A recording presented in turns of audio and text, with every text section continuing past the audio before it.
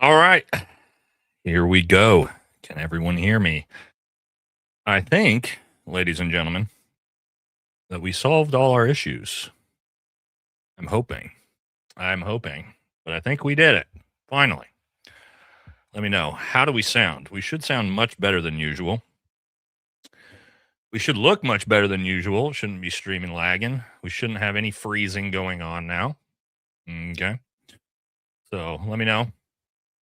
5x5. Yeah. All right. We finally figured out how to add all our settings correctly into this microphone. As you can see, we're back to the other microphone because this one started to shit the bed as well.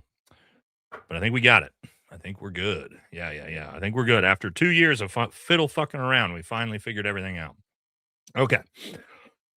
So we got a fun one tonight.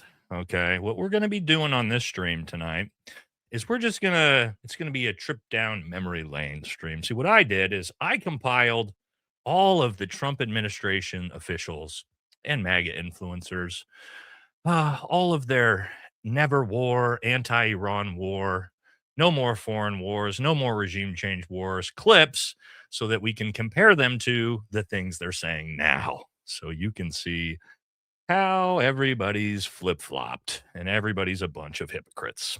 So that's what our episode is tonight. Should be a fun one. So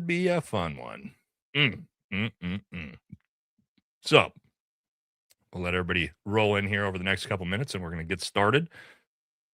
An echo. Is there an echo? There shouldn't be an echo. Should be good. Okay.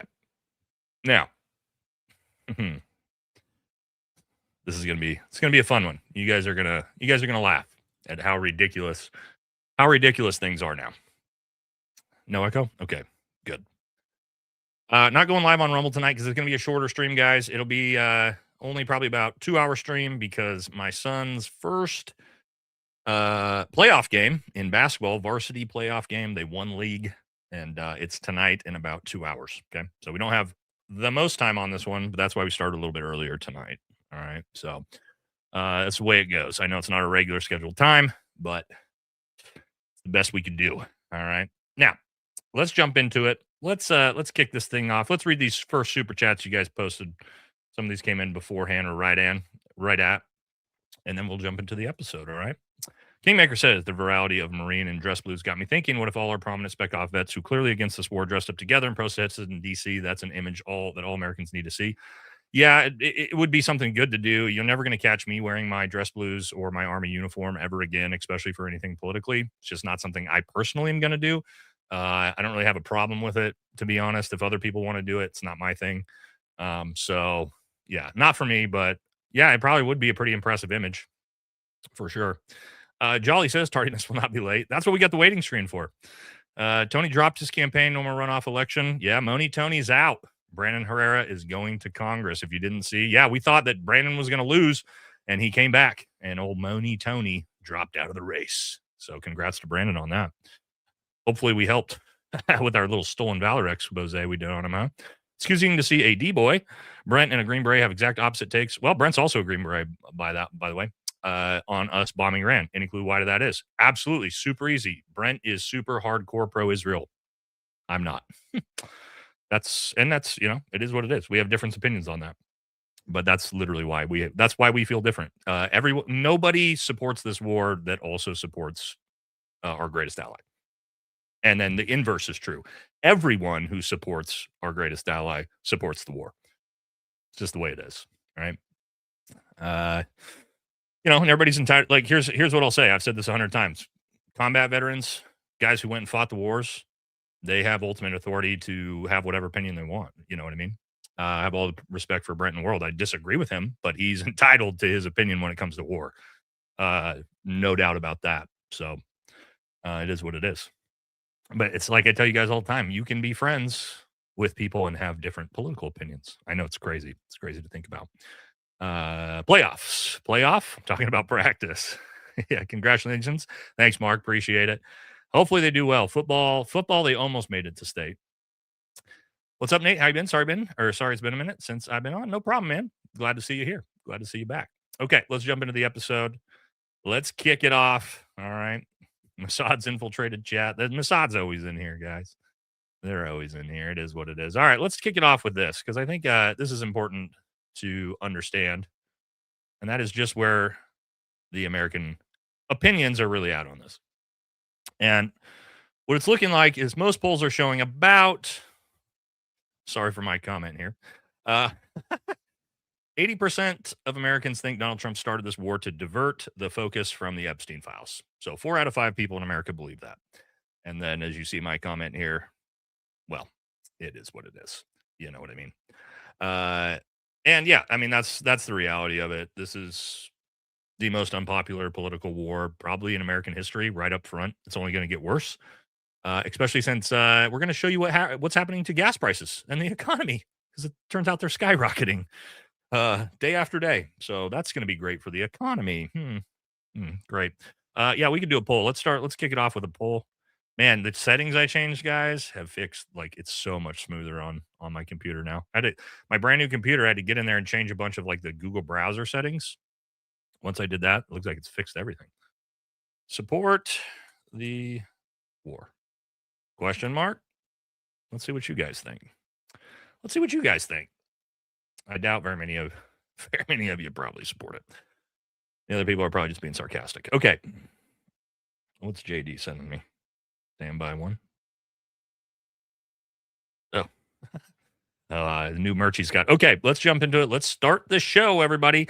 We, of course, have to kick it off. We're going to go down the line. We're going to do Trump, Vance, Rubio, Tulsi. I mean, we got a bunch of members of Congress. We got P. Hegseth. Let's see what they used to think just a year ago and what they think now, huh? And we got to kick it off with the big dog.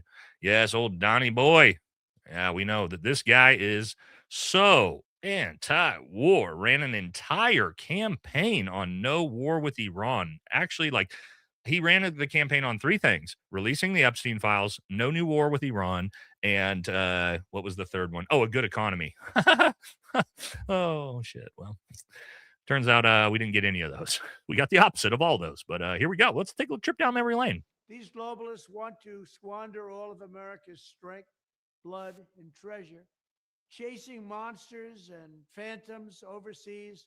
In addition, there must also be a complete commitment to dismantling the entire globalist neocon establishment that is perpetually dragging us into endless wars, pretending to fight for freedom and democracy abroad. We should have never got into the Middle East. We should have never. Jesus, whoever edited this is horrible. My bad, guys. Yeah, you gotta make sure your audio is good here on the editing. Midas touch. You guys should be better than that. Into the Middle East. Under my leadership, we will turn the page forever on those foolish, stupid days of never-ending wars. We're rebuilding our military stronger than ever before, and we are not going to deplete it again on stupid, senseless, endless wars. It feels like that's exactly what we're doing right now. In fact, if those of you didn't know, we're out of Tomahawk missiles. It sounds like we're running out of close air support munitions as well at a rapid pace. It's not looking fantastic at the moment. But yeah, I mean, I'm not sure what changed, guys. What changed? A lot. World War III has never been closer than it is right now. We need to clean house of all of the warmongers and America last globalists and the deep state. I am the president who delivers peace. I was the first president in decades who didn't start a war, and the worst, most incompetent. All right, sorry, you guys. Sorry, Midas touch. You guys boloed the sound on that one, but don't worry, because we got lots more. It's fine. Because again, this guy ran his entire campaign on this. Spent $8 trillion in the Middle East, and we're not fixing our roads in this country. How stupid is it? And we're not fixing our highways, our tunnels, our bridges, our hospitals, even our schools, even. Yeah, it's crazy. We've spent. Wow, I mean, I agree with everything he's saying. I've agreed with everything Trump has said so far.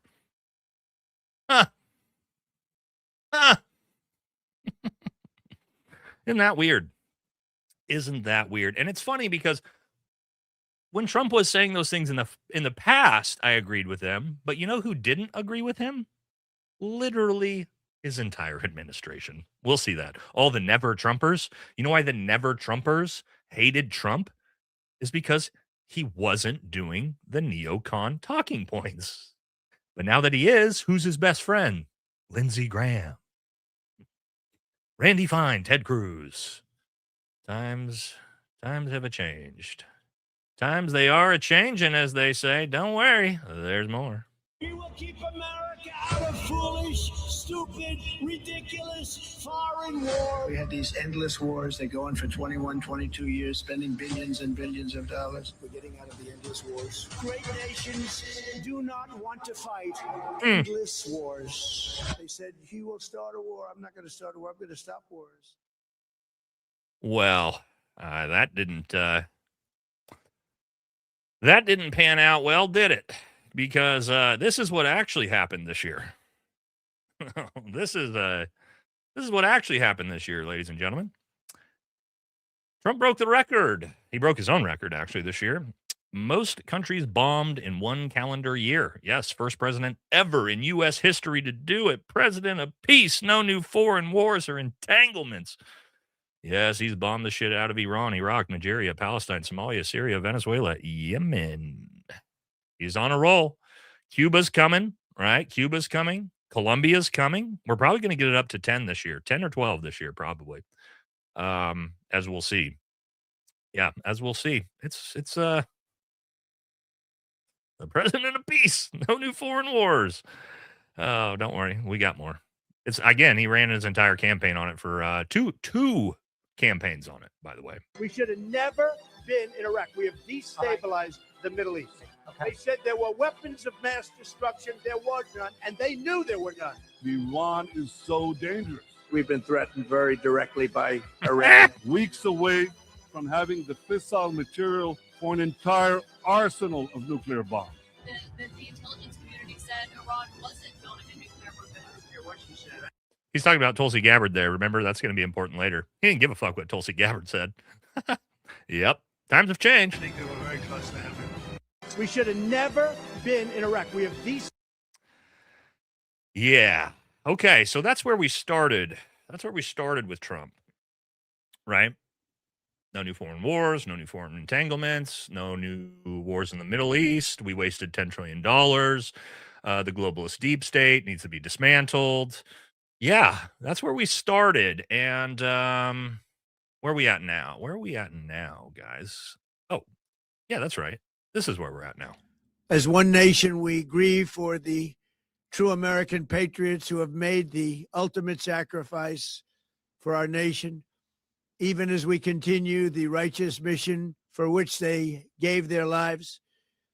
We pray for the full recovery of the wounded and send our immense love and eternal gratitude to the families of the fallen. And sadly, there will likely be more. Before it ends. That's the way it is. There it is. There it is.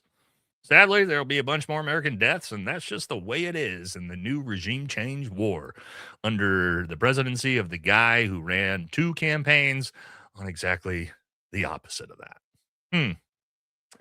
Yeah. Do you see now why, there's conservatives like me who say, fuck this guy? Those of us who actually aren't retarded and remember what he was saying a year ago. And we're not just giant simps for some politician. So when he breaks every political promise he makes, we don't just continue brain dead blindly supporting him. Does that kind of make sense now? Since we get to see what he said and ran two campaigns on, maybe we forgot about that. We forgot about, MAGA just forgot. They just forgot what he said in the past. I really do think that we are all nincompoops. I certainly empathize with Americans who are exhausted after 25 years of foreign entanglements in the Middle East. I understand the concern, but the difference is that back then we had dumb presidents, and now we have a president who actually knows how to accomplish America's national security objectives. So this is not going to be some long, drawn-out thing. Yeah, that's right. Everybody else was real dumb, and they are the only smart ones. To the point that this Iran thing isn't going to be some drawn-out thing. Remember when we celebrated victory in Iraq in 2003? We all know how that turned out. Not good. Right now, Trump is saying that there will likely be more U.S. deaths as Iran strikes continue until all goals achieved, which nobody knows what that means. I mean, No, we according don't. to the White House, we've already, quote unquote, obliterated Iran's nuclear facilities. And to say otherwise would be fake news. And I am by no means a military strategist, but I feel like we kind of had them surrounded pretty good, no? Obviously, the mistake was that Iran put their country in the middle of all these military bases. So There it is. That was the big whoopsie. That was the big whoopsie on Iran's part. Why did you put 27 military bases around your country, Iran, you little shits? God. You know, or why'd you put your country in the center of 27 American military bases? Not very smart, you know, not very smart. And again, Trump went from the president of no new foreign wars and entanglements to we haven't even started hitting them hard. Okay. Yes, the big wave hasn't even happened. The big one is coming soon. And if you haven't seen what happened today, which I'm not going to show it on this episode, we are now just carpet bombing Tehran. We're just killing the shit out of civilians. We're just saying, fuck it. The idea, I think, is like, can we force Iran to capitulate by like just killing a bunch of their civilians and just killing a bunch of women and children, like our greatest ally strategy? It seems like that's what we're going to go with now because nothing is working. So that's great. That's good to look forward to. If you haven't seen Tehran getting carpet bombed today, then you could look that clip up on Twitter. Yeah, it's not great. We have no strategy. We have no objective goals, other than one, which we're not going to talk about, but you already know what it is. It's wild. Let's watch another one. Where we came from and where we're at now. Times have changed, huh?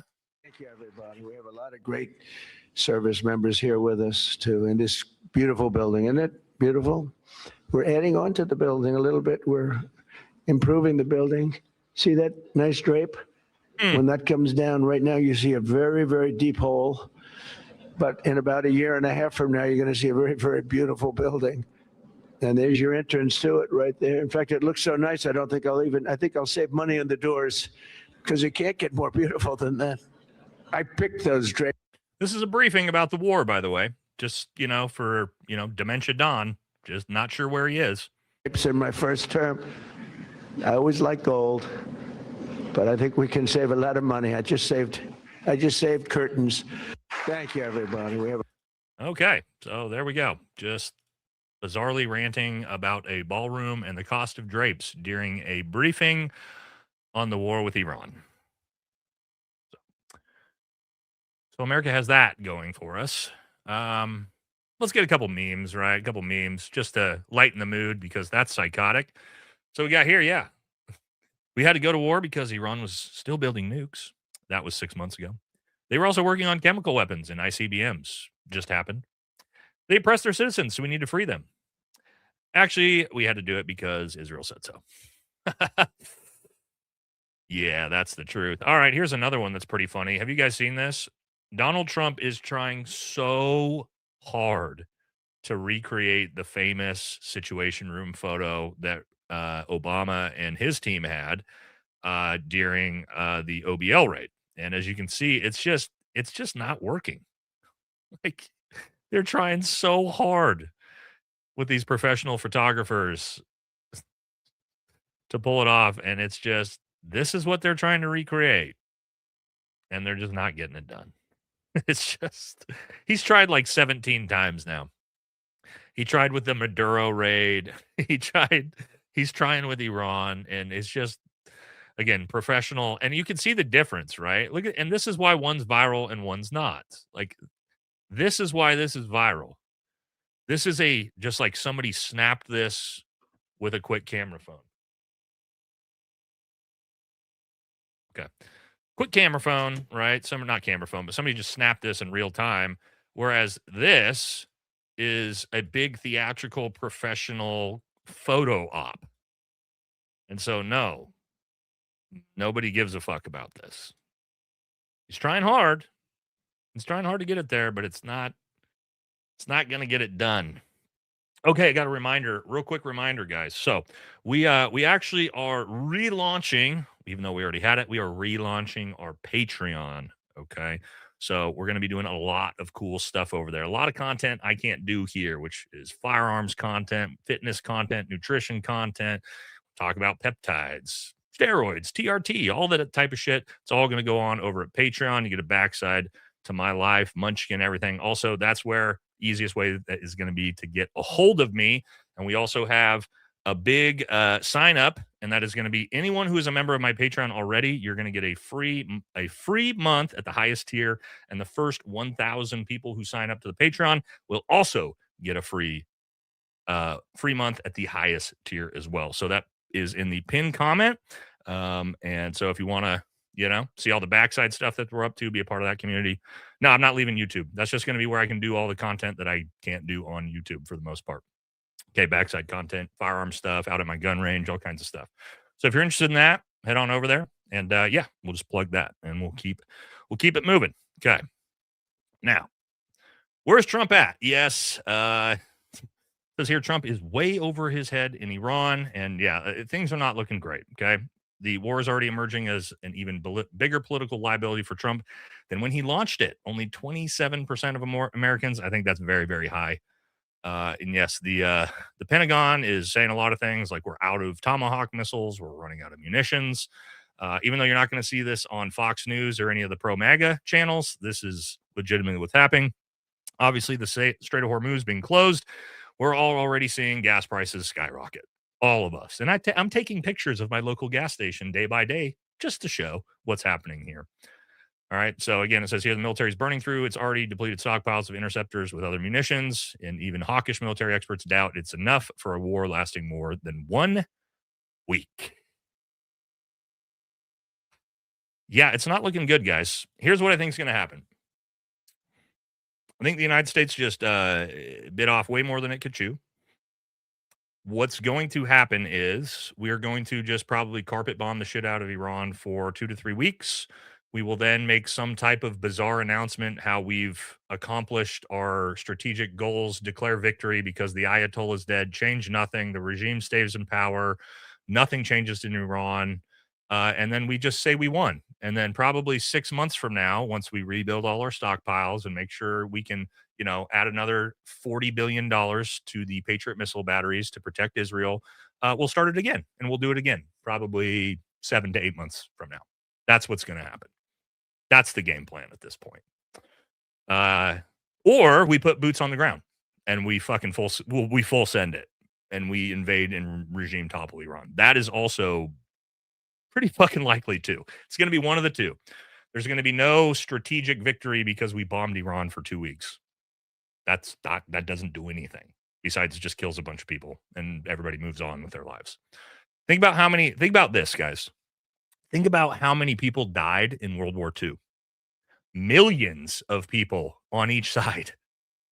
You think Iran is going to capitulate because a couple thousand people died and they're going to give up and the regime is just going to change it on its own and just hand the keys over to Raza Pahlavi? Does anyone actually think that? We should probably pull that. I mean, that's assuming what people seem to think. Looks like 96% of you don't support the war. Those numbers are a lot higher than a lot more brutal than Fox News even said. Regime change. This is going to be the question. With air campaign. Do you think we will successfully change the Iranian regime with an air campaign? Let me know what you guys think. Couple memes, right? Here's another meme. You got all of us here on the left says we're too broke as a nation to have a nation and have sent kids already to die, enough kids already to die for a foreign nation that hates us. And then MAGA says, sounds like you hate America. Which, yes, we see this in this channel all the time. Because we are, now we're not off Rumble. It's just going to be a short show tonight. So we're not going to be doing the dual live stream.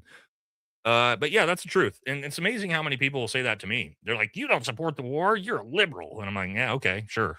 Like that doesn't mean it. That's not an insult to me anymore. I'm an independent. I don't support the Republican Party whatsoever. So, no, that doesn't make me a liberal. It just makes me not a fucking asshole because I don't want more American kids to go die in some foreign entanglement that makes no sense.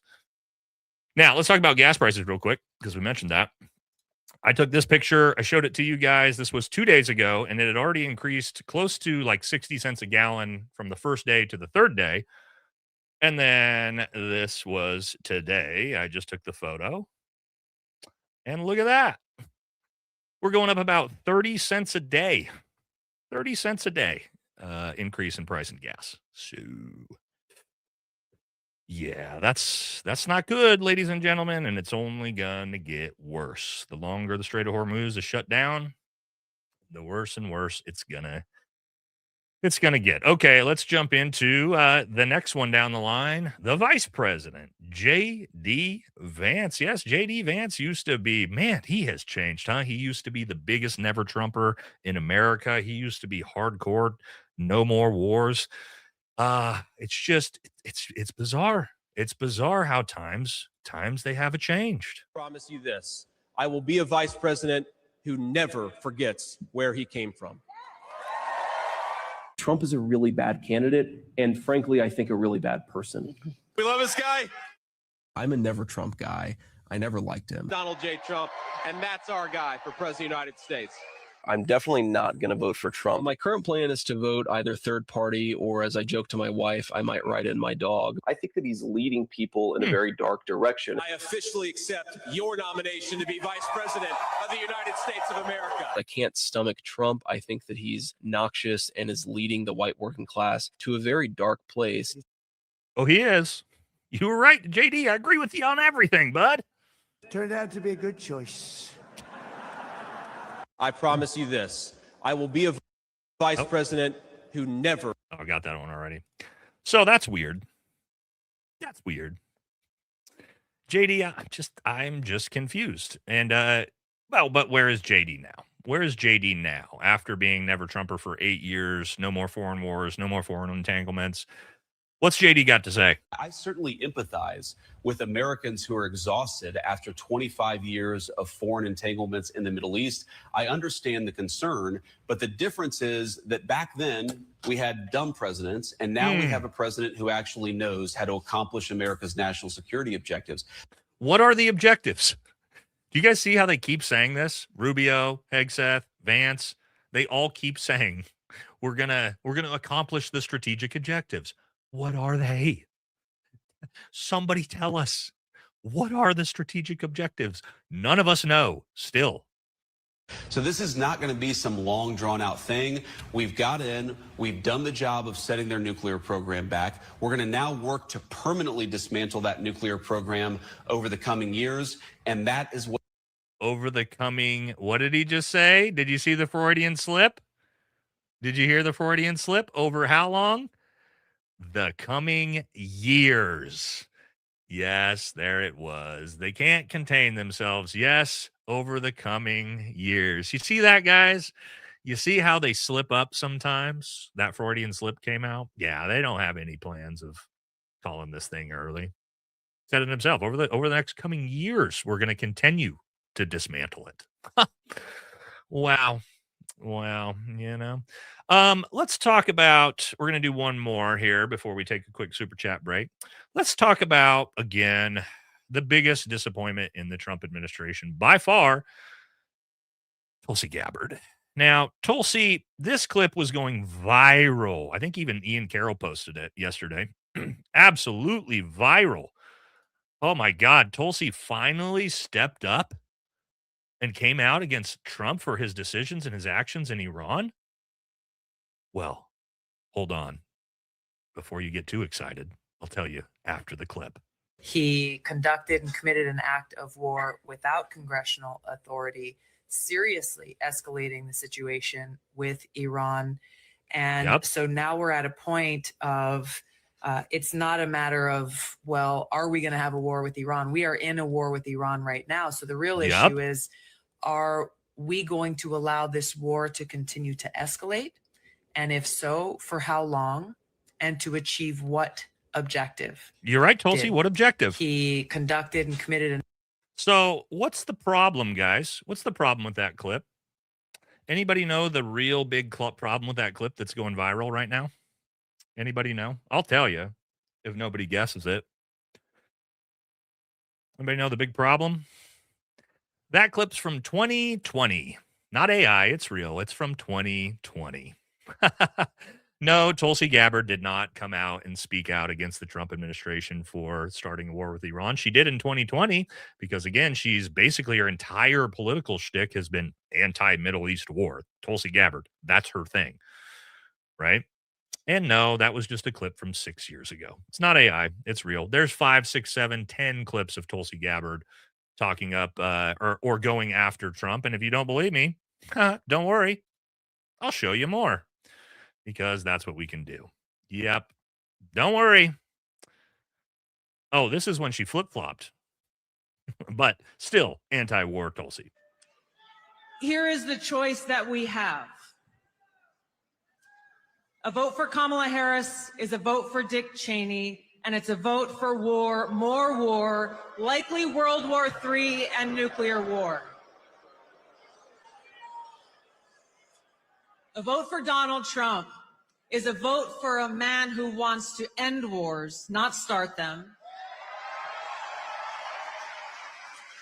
and who has demonstrated already that he has the courage and strength to stand up and fight for peace. Wow. So, Tulsi, where you at? Nobody's seen you. Nobody's heard a word from you. You're not posting on your social medias. Where'd you go? Where are you? You're just utterly silent right now. I told you guys this would be a good episode. I got them all. I got all their asses. I got all their hypocrite asses in this episode. All of them. They're all this way. Now, again, Tulsi, where you at? JD, where you at? Not saying a fucking word, huh? Well, you know. Who do we got next? Oh, we got old Grinder Graham next. Guys, you know what's crazy? I filmed an entire video on Lindsey Graham. Some of my better comedic work today, but my microphone, the old microphone, fucked up the recording, so I didn't have time to put it out. So my dedicated Lindsey Grinder Graham video will be out tomorrow afternoon. You should 100% watch it because, one, it's hilarious, and two, he's a disgusting piece of shit, and we should be able to see all the things he's saying. But we'll get to that here in a second. Let's get a couple super chats because, again, I don't want to fall too far behind because we don't have the longest episode. We got about an hour and a half left. All right. Let's keep going. Peter, big $50 donation with no comment. Well, thank you very much, man. Super generous of you. You know, you guys can leave a comment if you're going to donate that much money. But thank you. I appreciate you, Peter. Have you heard anything from fifth or third group? I have talked to my buddies. Yes. I am not going to tell you what I've talked to them about yet. Not in this context because you asked me the question, but I will probably relay all the information they've told me without mentioning that they told me it in very soon videos and current events. I'm going to be doing a video about boots on the ground in Iran, what it's going to look like, and we'll discuss some things then. We'll just say that. But yes, I have been reaching out and talking to my buddies. Guys, here's the thing. I haven't been retired that long. So tons of my former teammates are still active duty Green Berets. So we got a lot of good access to information still. I just can't tell you if they told me. You know, OPSEC. Not that they would ever tell me about any of that. Bobby says Crockett, Crenshaw, and Gonzalez can go on a picnic whenever they want. Good times in Texas. Yes, Crenshaw's out. Crockett's out. Moni, Tony, Gonzalez is out. Brandon Herrera's in. Texas, well done. Well done so far, Texas. Thank you, Bobby. Anna says, why is it so damn hard for people to understand that Jesus chose a real estate scam artist who was also a documented Epstein BFF to do his godly work? Okay. I didn't get it at first where you were going with that. And then you got me with the joke in the back half. That's funny. Operation AIPAC Fury. I like, okay, Epstein Fury is good. AIPAC Fury is pretty funny too. Gas $7 a gallon in LA today. Yeah, buddy. It's going to keep going up. Zuby says, I believe our military could win any war. 100% true. But I believe politicians and timelines, especially once the money starts flowing in. Also, our greatest ally has U.S. Central Command Hebrew account that's verified on X. Is that weird? Yes, it of course is weird. Could the United States win pretty much anywhere they wanted other than invading Taiwan or invading China? Like if we were to try to invade, like us personally, the landmass of China, that wouldn't happen. Other than that, yeah, we can curb stomp anybody we want, but that's going to include, including Iran, but that's going to include, $10 trillion and probably 100,000 American lives lost to do it. So if you have the appetite for that to achieve whatever the victory is there, regime change, yeah, we could do it. But what price are we paying? And again, we what I mean by that is we could win the war like we did in every other place, but we just can't, we wouldn't be able to regime change or nation build. Like how successful have we been with that? Like we remove everybody from power. We just can't figure out how to put anyone in power and actually it's also kind of crazy, right? Like, oh, we invaded your country, overthrew your ruler and installed our puppet and it didn't go well. Whoa, shocker. Crazy, guys. It's crazy how that never works out. Anyway, including Iran when we did it to Iran the first time as we overthrew their democracy and installed a failed monarch in 1953. If you didn't know about that, we've talked about that a lot. Probably do like a history of Iran in war with the United States of America video at some point so people can understand how ridiculous this whole thing is. Chris says, no matter who you vote for, we get John McCain. All right. Yep. Two more. Nate, are we screwed? Please be honest. I know you're a veteran. I know you know way more. Are we screwed? What's screwed? Is the United States of America screwed in a lot of ways? The economy is going to get destroyed. The entire Islamic world hates our guts now, which they already did, but the Shia Islamic world really hates our guts because we killed their religious leader. It's like killing, the Pope. So, are we screwed? Not necessarily screwed, but we're not doing things that are in the best interest for the United States at all, especially in the long term. Your kids are fucked. Let me rephrase this. Our kids and grandchildren are fucked. Utterly fucked. Are we going to be okay for the next 20, 25 years? Maybe. But our kids are hosed. Super hosed. There's no doubt about that. No doubt about that. Okay. Let's jump back into it. Let's talk about Lindsey Graham.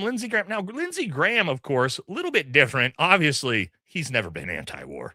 That motherfucker hasn't seen a conflict that he doesn't want to drop some bombs on. However, this is really important to understand. Lindsey Graham says now in 2026, Donald Trump is the gold standard for Republicans. Lindsey Graham believes that. 43% Liberty score. F. Lindsey Graham believes Donald Trump is the gold standard. That should tell you a lot because Lindsey Graham is now the face of MAGA. But this is where he came from back when Trump was anti-war. Reaction to hearing what Donald Trump says. Disgusted. Well, I want to talk to the Trump supporters for a minute. I don't know who you are, and I don't know why you like this guy. I think what you like about him, he appears to be strong when the rest of us are weak. He's a very successful businessman, and he's going to make everything great. He's going to take all the problems of the world and put them in a box and make your life better. That's what he's selling. Here's what you're buying. He's a race-baiting, xenophobic, religious bigot.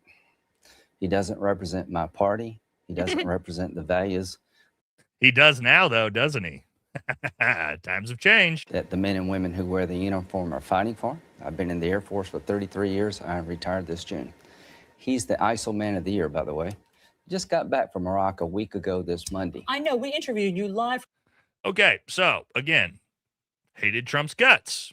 Now he loves Trump. I wonder why. Why could it be that Lindsey Graham loves Trump? Loves Trump now. I don't know. Every time you look at him, he's spouting off with some insane shit like this. This was what, 2 days ago? Mr. President, unleash the American military with Israel on Hezbollah tonight.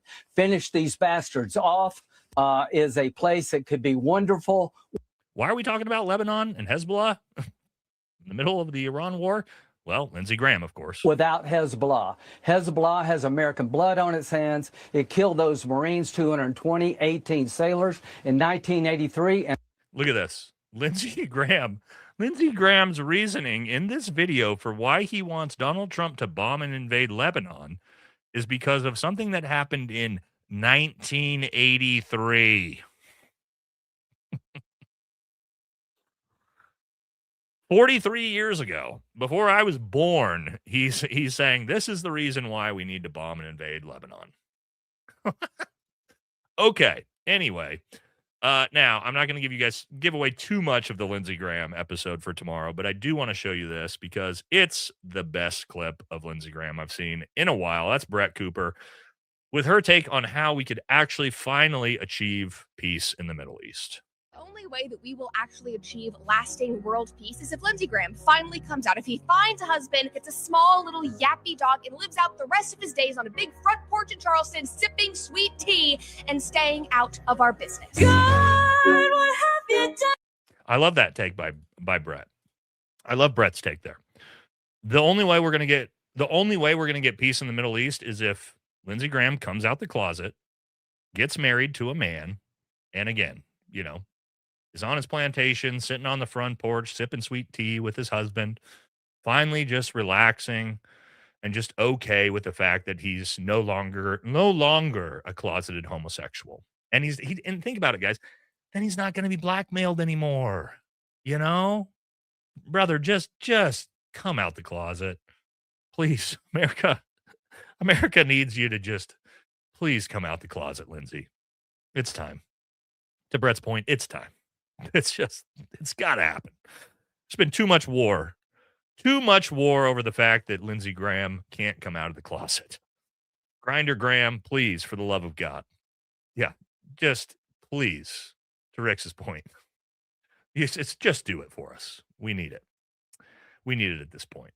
Okay, next, old fake weights, Pete Hegseth. Now, you may think Pete Hegseth is always simp for Donald Trump, the little cuck boy that he is. But it turns out, no, he, just like the rest, has also been an anti-war with Iran, anti-Trump. Let's take a trip down memory lane, Pete. It's typical Trump. All bluster, very little substance.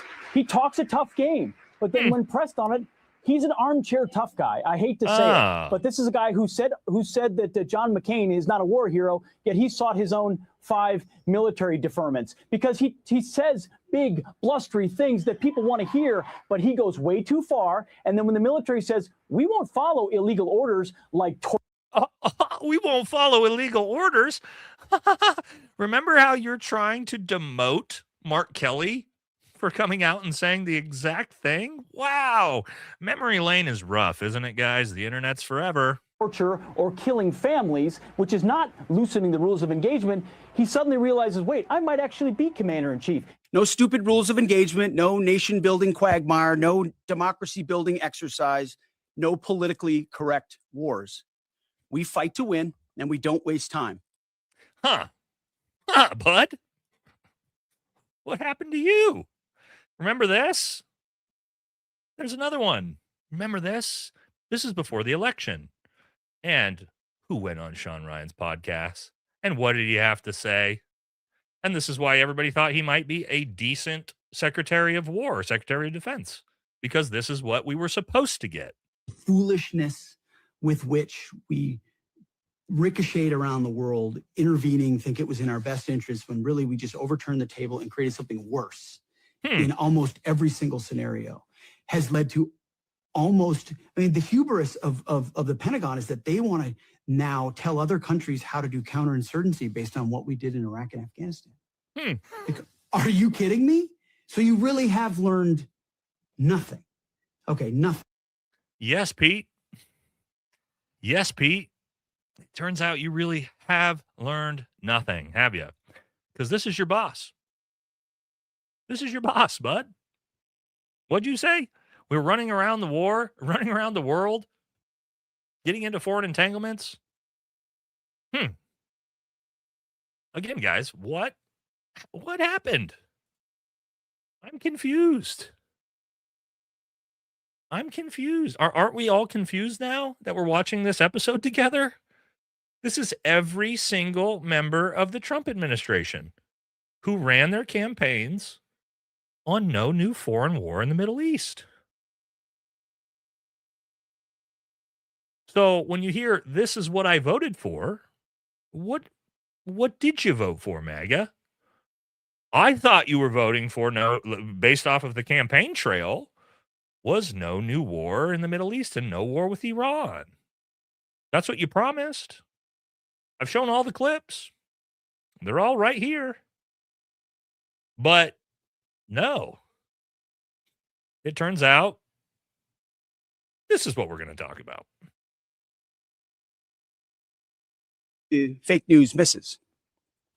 We've taken control of Iran's airspace and waterways without boots on the ground. We control their fate.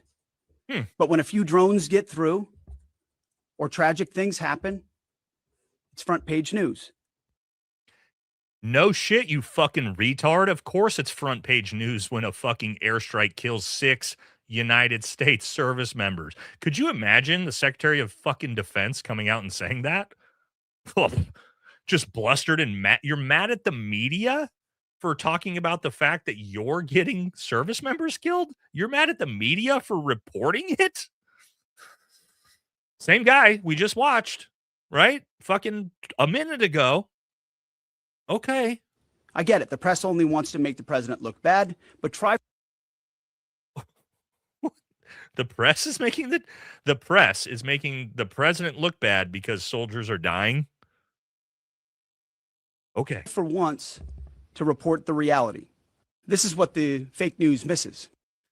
It's just, but at least he's going to give us a comprehensive understanding of what's actually going on and why we are doing what we're doing. About 4 weeks. It's the typical NBC sort of gotcha type question. President Trump has all the latitude in the world to talk about how long it may or may not take. 4 weeks, 2 weeks, 6 weeks. It could move up. It could move back.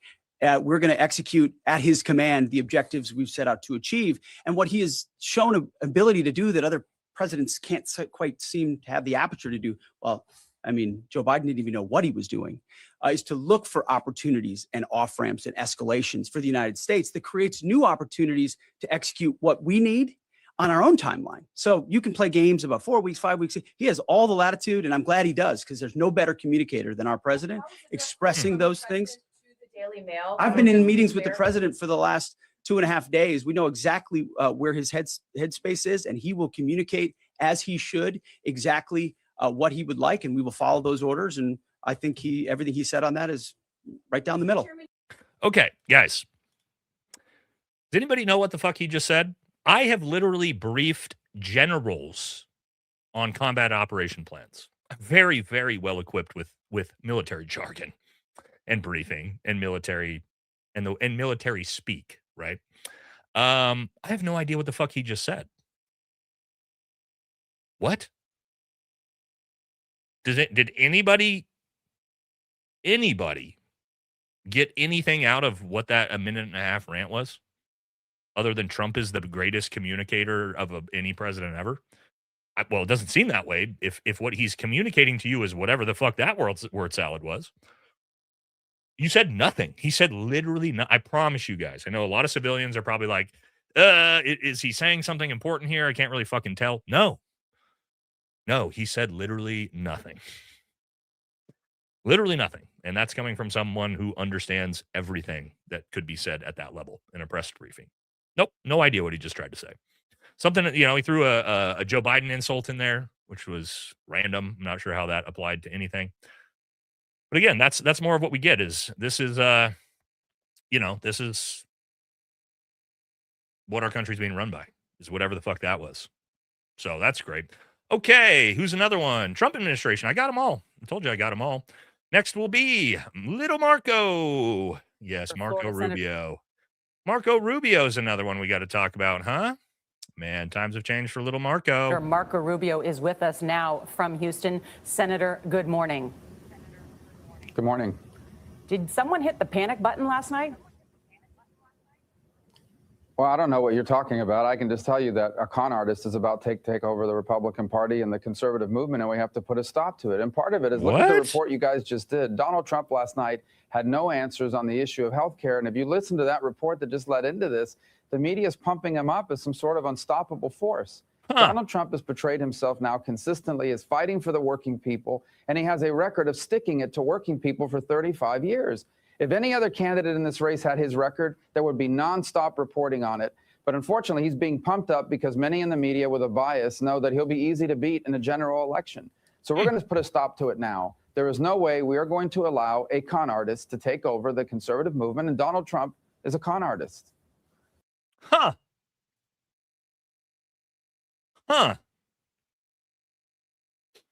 Well, isn't that interesting? Isn't this an interesting episode, guys? Isn't this an interesting episode? It's all of them. It's all of them, huh? Don't worry. Let's keep it. We'll just keep it rolling, right? We'll just keep it rolling. We got plenty more. Here's a little bit of JD and Marco together. I'm a never Trump guy. I never liked him. I got the easiest job in politics because all that I have to do is go out and remind the American people that Donald Trump was the president of peace and prosperity. I bet you all know, you all have friends. You all have friends that are thinking about voting for Donald Trump. Friends, do not let friends vote for con artists.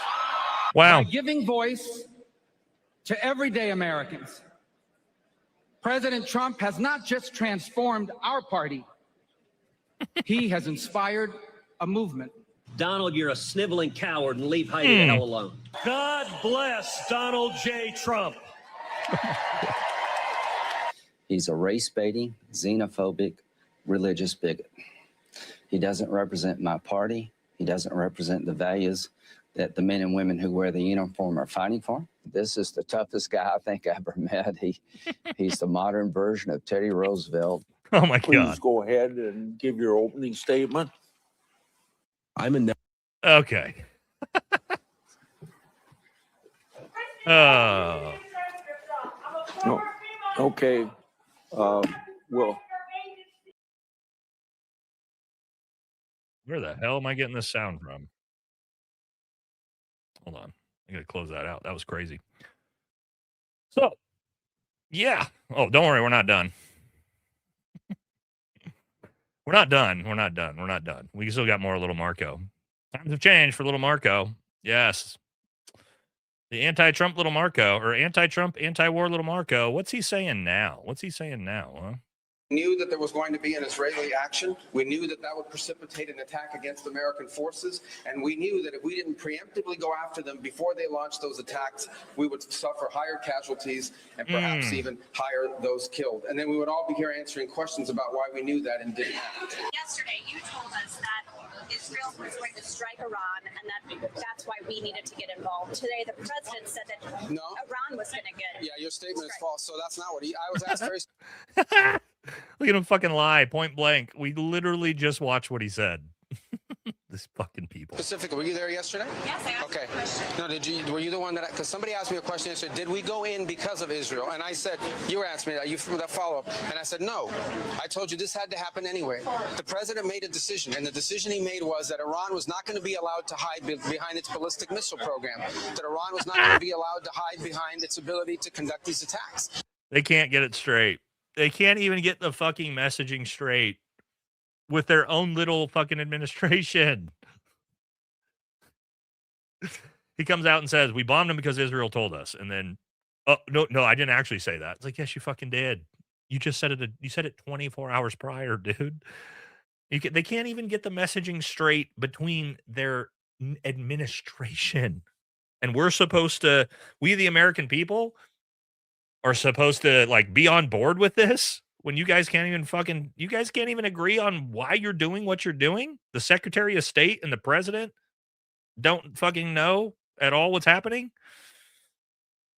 Oh boy, ladies and gentlemen, it is fucking scary out here. All right. Next, we're going to get into all the congressmen. Yes, all the congressmen. We'll give a little preview, and then we're going to do super chats. All right, let's get a little preview to what Congress is saying. Have been, and they say the quiet parts out loud. They wanted to wipe Israel off the face of the earth, and they'd like to take us out as well. We're the great Satan in their analogy and their misguided religion, and there was no way to appease them. They have been, and their misguided religion. He just said this is a holy war.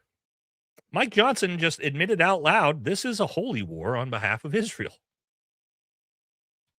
I thought it was about nukes or ballistic missiles or terrorist proxies, right? Right?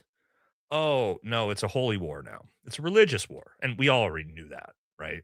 We're all very well aware of that's what it is. For one side, right? But whoops. The misguided religion. Is that the religion that's completely filled in the Epstein files? Is it Islam? Is it all Islamic people? Muslims that are in the files? Because now, while there is a couple onesies and twosies, that doesn't really seem to be the religion that's implicated the heaviest in just saying something to think about. But yes, Mike Johnson, Speaker of the House, comes out and says this is a holy war. Oh, okay, cool. Well, at least now we know. All right, couple super chats before we jump into what all the other congressmen had to say. Some good, some bad. But it's good to know we're going to get them all on record for the most part. Okay. Cooper says 2 whole months. Wow, crazy. Keep up the good work. Never let these motherfuckers stop you. America first. You're wrong, mate. Wang. Thank you. Thank you, brother.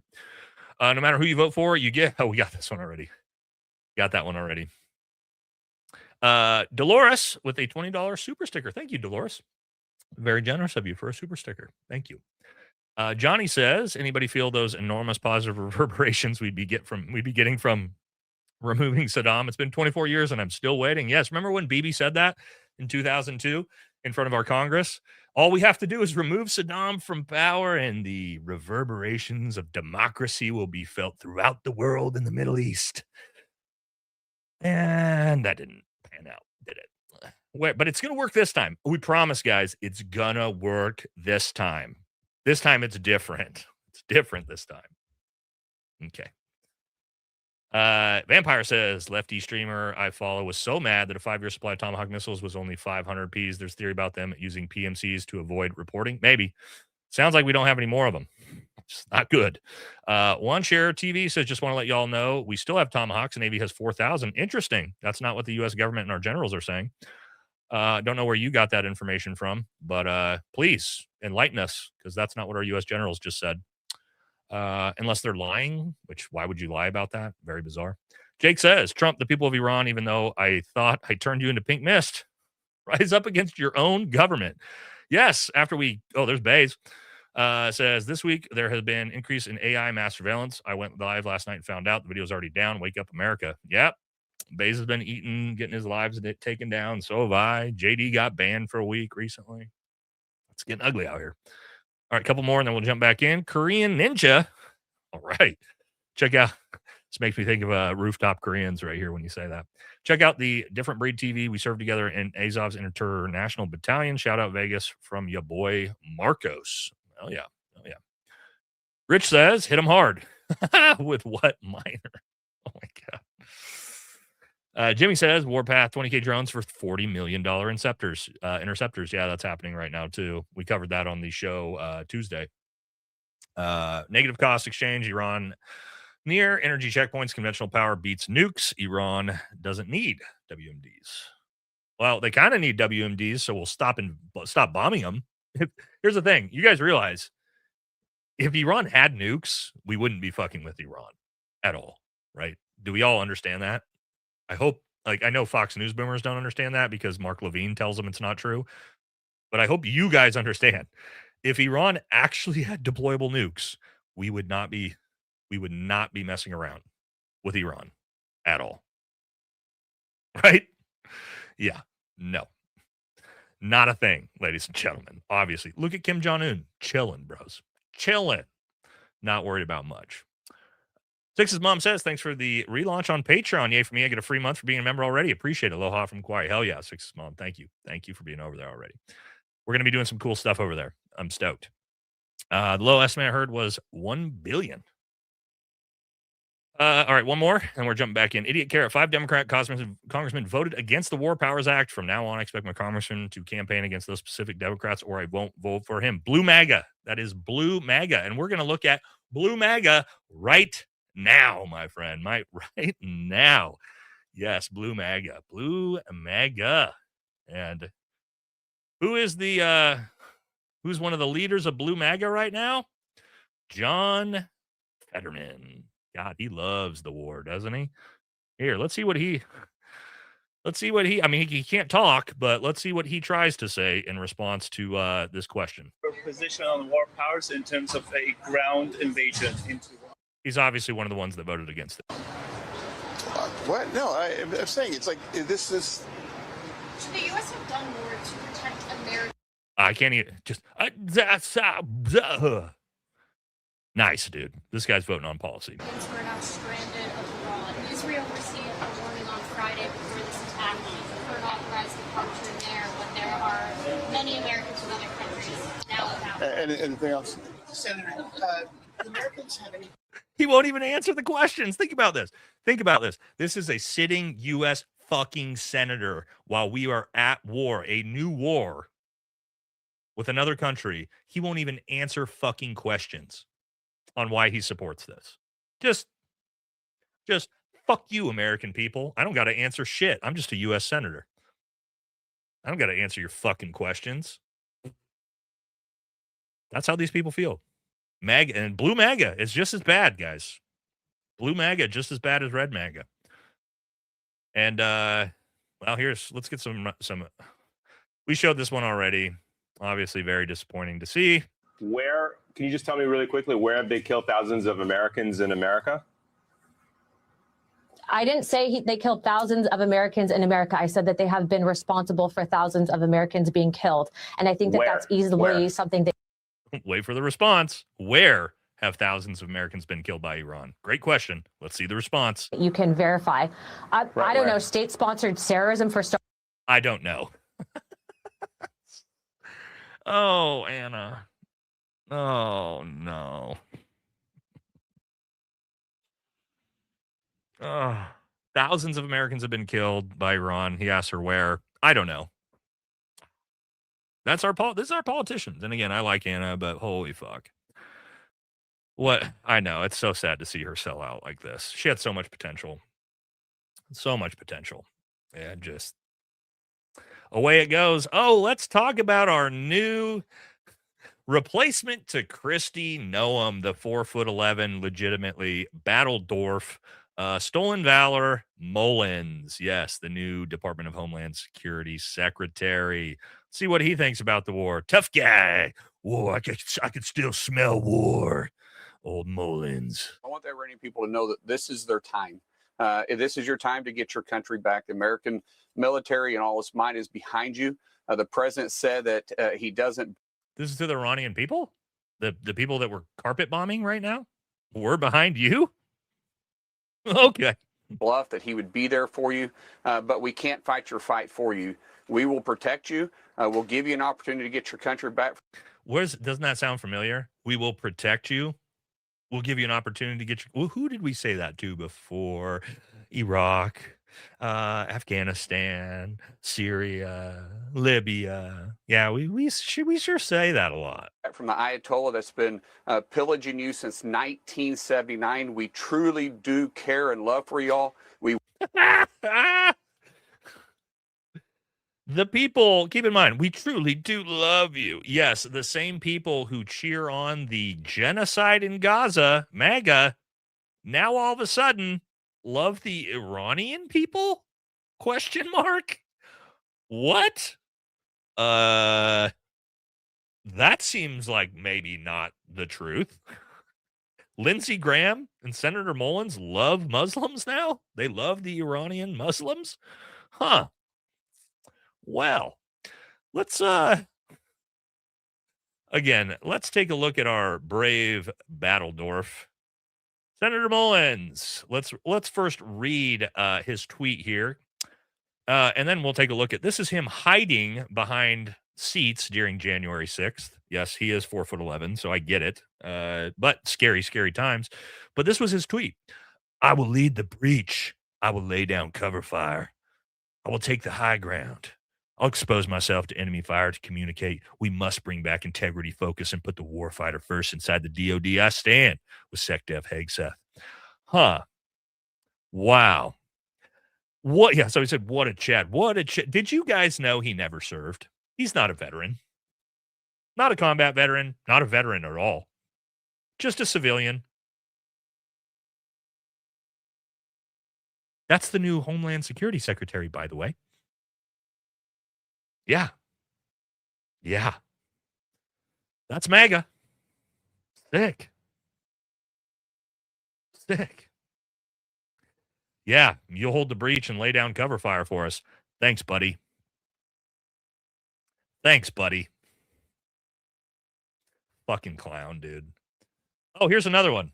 Here's another one of him talking about war he's never been in. More war that this dipshit's never been in. He can smell the war. I can still taste it. It's ugly. It smells bad. And if anybody's ever been there and been able to smell the war that's happened around you and taste it and feel it in your nostrils and hear it, it's something that you'll never forget.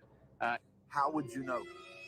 That was Senator Mark Wayne Mullen of Oklahoma, the man with two first names from Oklahoma, who has never been to combat.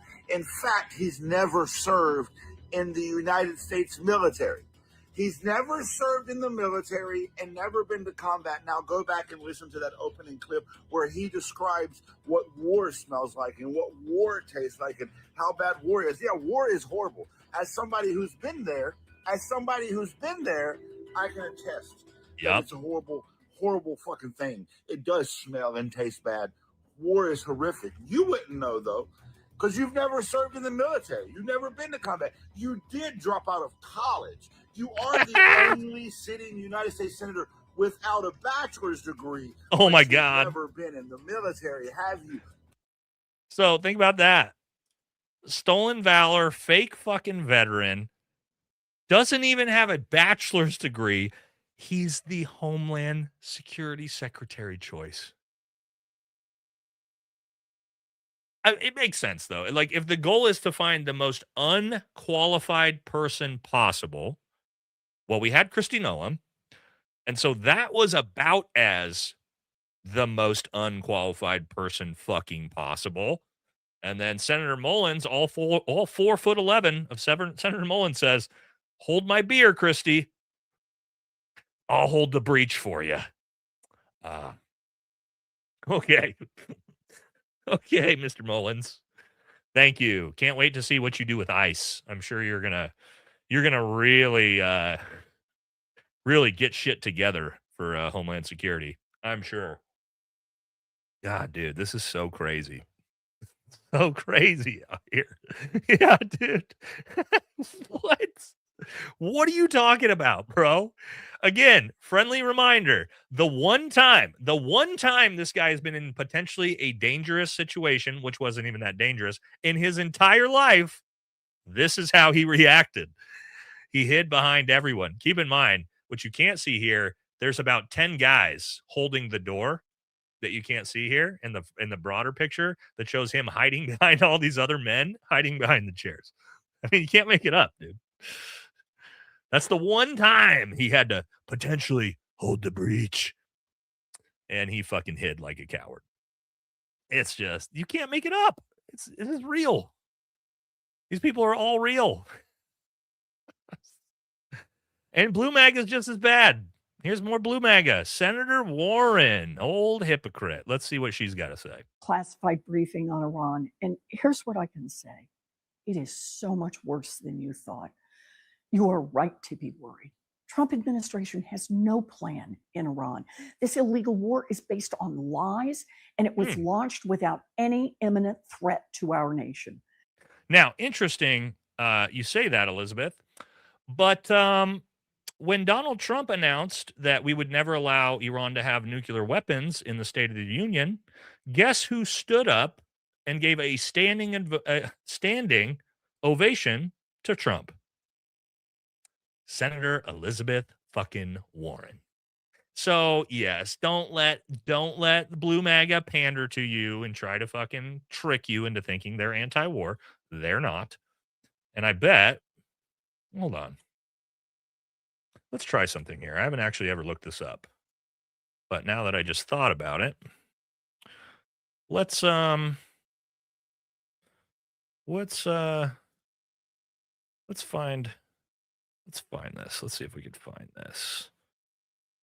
Beth Warren, Massachusetts. Why doesn't it show her? Doesn't show her. Isn't Warren in Massachusetts? Where's she at, guys? I thought she was in Massachusetts. We don't have her listed here. I'm trying to AIPAC track her. Yeah, AIPAC tracker. I thought she's Massachusetts, right? Why is she not? She's not even on the list. That can't be right. I don't know. If you guys could find it. Find her AIPAC numbers, guys. Find her AIPAC numbers for me and throw it in the chat. I haven't ever looked at it. Just curious what her AIPAC numbers are. Somebody will put it in there. Now, people that hate Donald Trump that somehow all of a sudden support him again. Remember this guy? Remember Mike Pence, who hates Donald Trump more than anything in the world and will never agree with anything Donald Trump has to say? Let's see what his take is on this.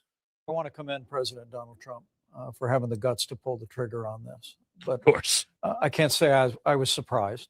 But the reason I ask what you say to Americans who might have been surprised when the United States attacked Iran over the weekend when the president first launched this, the current vice president, J.D. Vance, said in 2024 this about the prospect of war with Iran. Our interest, I think, very much is in not going to war with Iran, right? It would be a huge distraction of resources. It would be massively expensive to our country. And that was October 2024. Some Americans might see that and say, okay, well, that's still how I feel now, and I'm struggling to pay bills, struggling to do that. Why are we at war with Iran? Get ready for a great take, I'm sure. Well, I would say to you, we are at war with Iran because we made it clear in our administration, and it had been the policy of the United States for decades, that Iran could never be allowed to obtain a nuclear weapon. I want to commend President Donald Trump. They can't have a nuke. They can't have a nuke again. Yeah. Whoa. Been saying that for how long? How long have we been saying that? Oh, that's right. This is how long. Because this is Tom Cotton. Check out this dipshit fucking statement. It's about as dumb as it gets. Tom Cotton says, Iran has been okay, what does the word imminent mean? Let's words mean things, guys. They do, and they're important for the English language. What does the word imminent mean? The word imminent means like very, very, very soon. Okay, so let's look at this fucking dipshit's comment again. Iran has been an imminent threat for 47 years. That's called an oxymoron, you fucking retard. They've been an imminent threat for 50 years, but nothing's happened. That's not an imminent threat, bud. That's the opposite of an imminent threat. The president was right to act. Oh, okay. Thanks, Cotton. Yeah. 47 years later, Iran hasn't attacked anybody or dropped nukes on anyone. And don't get me wrong, guys. I don't support Iran. I don't give a fuck about Iran or Israel or any of these countries. I care about America, and I don't want fucking trillions of dollars being spent on bombing some random ass country in the Middle East. Doesn't matter if it's Iran. It could be Yemen. It could be Turkey. Could be Syria. Could be Iraq. Could be Afghanistan. You name it. I don't give a fuck. Stop spending my goddamn money on it. That's my politics on this. Right? I'm not pro-Iran. Couldn't give a fuck less. Solve your own problems. Stop using my goddamn taxpayer dollars for it. And also just like stop slaughtering like women and children with my tax dollars. Like that also, please. Please stop. I think that's where we're all at. You know, isn't that crazy? Could we just please stop doing that? because, our country is not doing well. Look at the economy. Look at the gas prices. Like, shit's not good. Now we had all the worst fucking takes in the world. Now, finally, we get to the good takes. Yes, there is some positivity in this episode, guys. The back half of this is all the people who aren't warhawk, neocon, disgusting pieces of shit. So we'll do 2, 3, 5 or 6 super chats. Then we're going to jump into the good takes. Because, yes, there are some good takes out there. Okay. I wish people would stop with the liberal versus conservative nonsense. It's a distraction. We're Americans. 100%. 100%. Say that all the time on my channel. It's kind of the theme of my channel. Mary says, please show everybody the JD Vance and Michael Aquino side by side. It's so weird. I'd have to pull it up, but we've showed it before on the on the channel. But I'd have to pull it up. It'll take me a while. I don't have time tonight, unfortunately. Short episode. Bobby says we have to be low on stockpile if we're dropping gravity munitions, if your boots on the ground is coming. Yeah, it's getting scary. I think it's a very, very, very, very. There's a lot that's actually, and this is when I do the actual episode on boots on the ground, there's a lot of posturing that we're doing that like people don't understand. That like when I see it as a Green Beret, like, I don't know, the CIA arming the Kurds, getting ready to try to fight Iran, where I go, oh, so if the CIA is arming the Kurds, that means Green Berets are very shortly behind to be deployed onto the ground to arm the resistance forces to try to overthrow the government that way. So chances are we're probably not far away from this. Right? That's how it starts. That's how Afghanistan started, right? 24 Green Berets. 24 Green Berets fought that war for 6 months by themselves. And then what happened? Boots on the ground for the rest of the goddamn military, baby. So keep in mind, it's just a timeline thing. It's just a timeline thing. Okay. Here we go. Snake Jesus says, what the F do we even call this anymore? I don't know, dude. We've gone way past clown world. We're being ran by literal satanic PDFs who eat children and drag us to war, all while stealing our money. You should get Kurt Metzger on. Oh, I actually know Kurt. I think he's a fan of the channel, by the way, because he hit me up. I should. That'd be funny. He's a funny dude, man. Al says, love your show. Found you through CO for CK30-6. Debunk stayed sub for the politically homeless support, given the absolute shit show that our country is. What's your 5-year outlook? Fuck. How do you stay positive through it all? Well, because I'm American, at the end of the day, you gotta, even though I'm pretty black-pilled, you gotta like try to have hope. Like for me, I'm not leaving America. I'm going down with the ship. No matter how shitty it gets, I'm here forever. So I have to try to have a little bit of hope and positivity because my kids and grandkids are going to be here. What's my 5-year plan? Honestly, I'm sorry, but shit is so crazy right now. And there's no way for me to give a real take on that. 5 years from now, I don't know. Who knows who's the president? Where are we at? I honestly, typically I would be able to do that. I can't even give you a 6 week.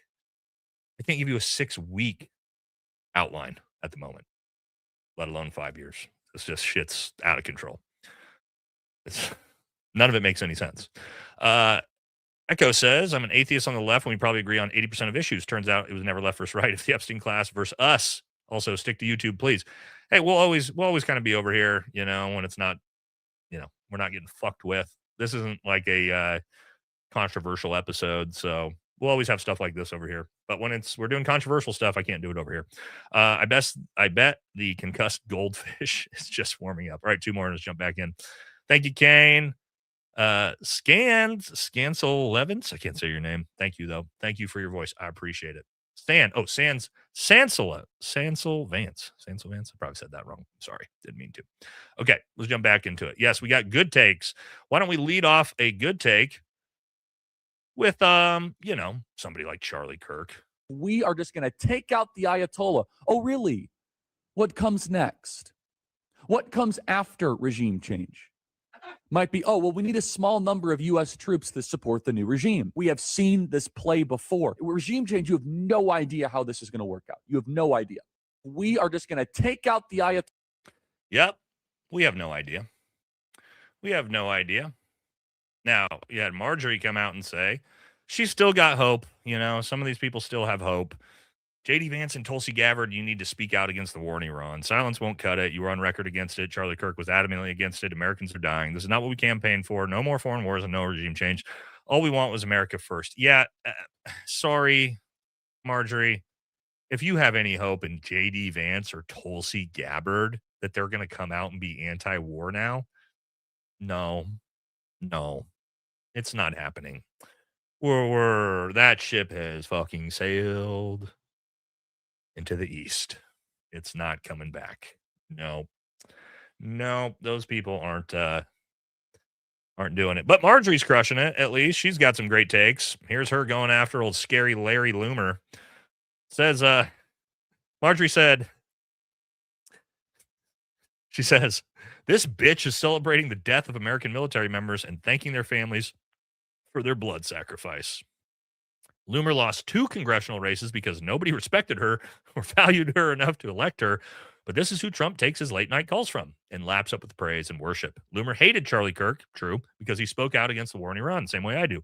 War with Iran is the America last, true, and we voted against it the same way voters voted against Loomer. And yes, here's Loomer saying, American heroes, God bless their families. Yeah, okay. Fuck you, Loomer. You got another one. See what Matt Gaetz had to say. Not a big Matt Gaetz fan. I don't know. He's got a lot of weird, controversial shit going on. We're not sure if he's actually been blackmailed by Mossad or if he's just a pedo. But, at least he's got a decent take on this. Yet another regime change war in the Middle East. Remember the 12-day war? The United States obliterated Iran's nuclear enrichment facilities, essentially removing what was the principal justification for military action. So why are we back at war with Iran, and why now? Here's Senator Tom Cotton's assessment. Israel faced an existential risk, and they were prepared to strike Iran There it is. alone. You just heard a U.S. senator from Arkansas say that we were compelled to bomb another nation because Israel, a tiny country we heavily subsidize, forced our hand? Really?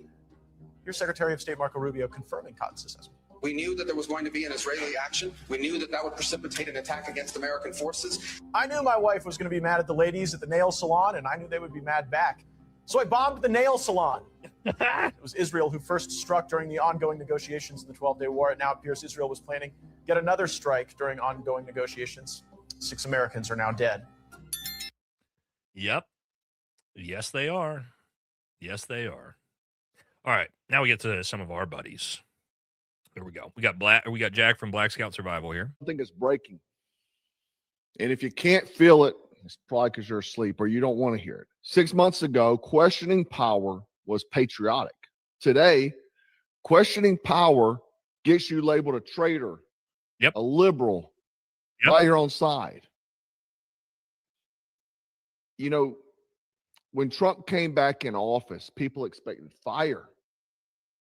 We expected accountability. We expected exposure. We expected the people who weaponize institutions against us Americans to finally feel pressure. We expected transparency, and instead, something shifted, not all at once, but enough people started noticing that a lot of what we see is low-hanging fruit, optics, memes, and just things to appease us when really nothing's happened. The second we noticed that, though, we were told to shut up. Yep. You notice the tone with your favorite influencers, okay? Go back 6 months, maybe even 3. Influencers screaming, release the files, drain the swamp, expose them, stop wasting money, stop sending money to foreign countries. Now it's trust the plan. Oh, man, we got to stay unified. The midterms are coming. Yep. Don't fracture the base. Yep. That language sounds pretty familiar. It's the same language every political machine uses once it's inside the system. And that should make every American uncomfortable. We were told we were going to get accountability for these people from the coup, the pandemic, whenever the whole country was shut down. Something is breaking. Yeah, buddy. Also, if you don't already follow Jack over Black Scout Survival, you should. If you want somebody that's got about as close as it's going to get to Nate's takes on pretty much everything. It's Jack. So we're very ideologically aligned. So a very, very, very smart dude, by the way. So if you're not following Jack already, you definitely should. Just Black Scout Survival. As you can see, very well spoken, very articulate, very smart. All right, and also another person who's very articulate, very well spoken, and very smart, who also has got a good take on this, and that is Dave Smith. Let me make sure this is the first time I had to do this tonight. Make sure I've got it ready. Computer's working much better tonight. Here we go. Asked Donald Trump at one point. They go, "So is that it with Iran? Like, is the war continuing or is it over?" And he goes, "Well, I don't really want to see it continue, but maybe that's a better question for Bibi." You're like, what? Wait, what? I'm sorry. You're like, well, my boss is right here, so you might as well ask him. Well, I would say that the best man to answer that is the Prime Minister. But I will tell you that, in my view, I hope it's over. He literally says to reporters, "You got to talk to my boss. You got to talk to my boss about that one. Sorry. Talk to the Prime Minister. He's my daddy. He's my boss." You can't make it up. We got another one from Dave, too. Another one from Dave as well. All right, here we go. If they start talking to you about fighting a war with Iran, you treat them like an enemy that they are. They are not on your side. Our people do not want to fight any more wars in the Middle East, period. No conversation about it. You must recognize that anyone advocating that America go fight another stupid, catastrophic war in the Middle East is your enemy. They are our enemies. Anyone who advocates that. These stupid wars in the Middle East have done nothing but degrade this country over the last 20 years. Correct. All of that's correct. All right, more good takes. I know he's controversial, and but when it comes to Iran, he ain't wrong about much. Let's keep it going. They promise no new wars. They promise mass deportations in America first, and we're not getting any of it. So shut it down. In 2026, shut it down. I am not voting for the vice president and the secretary of state that brought us to war in Iran. I won't do it. In 2016, I voted for Trump at 18 years old because Trump said the war in Iraq was a mistake. He said Rubio was a puppet of the Adelsons, and Vance voted for Evan McMullin, a CIA spook picked by Bill Kristol. I'm now going to vote for that ticket. I'm going to vote for the Rubio Vance ticket that brought us to war in Iran over my dead body. I would rather die. Well, hey, chat, you're going to try to tell me that take's not a good take? You're going to try to tell me you don't agree with that take, chat? You sure? Just because you don't like Nick? You going to try to argue with that one? Yeah. Yeah. He's on board. He's on it with the Iran take. There's a lot of takes. He's horrible on Epstein's one. This is crazy. The capitulation from MAGA. Watching people like Alex Jones, who's been a giant, and I like Alex. I like Alex. I like Uncle Alex a lot. You guys know that. But he's been such a hardcore simp for Trump. He just cannot let it go. He's finally capitulated. Alex has finally capitulated and realized this ain't it. I'm watching it sink by its own doing.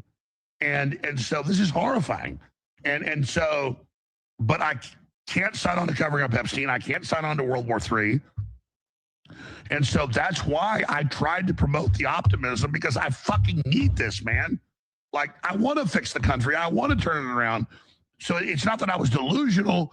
I still hope we can turn it around, but I just, sorry, go ahead. You get what I'm saying?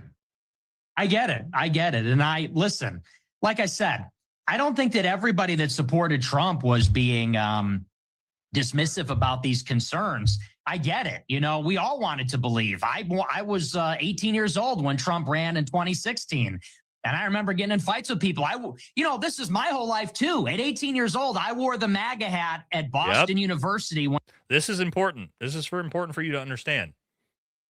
Is people like Nick and Alex have been hardcore pro-MAGA for us to understand where we are now. One of the most liberal campuses in the country, and became a pariah on my college campus. Something you sacrificed, and I'm watching. So you see the capitulation. You see the capitulation from people who are hardcore MAGA.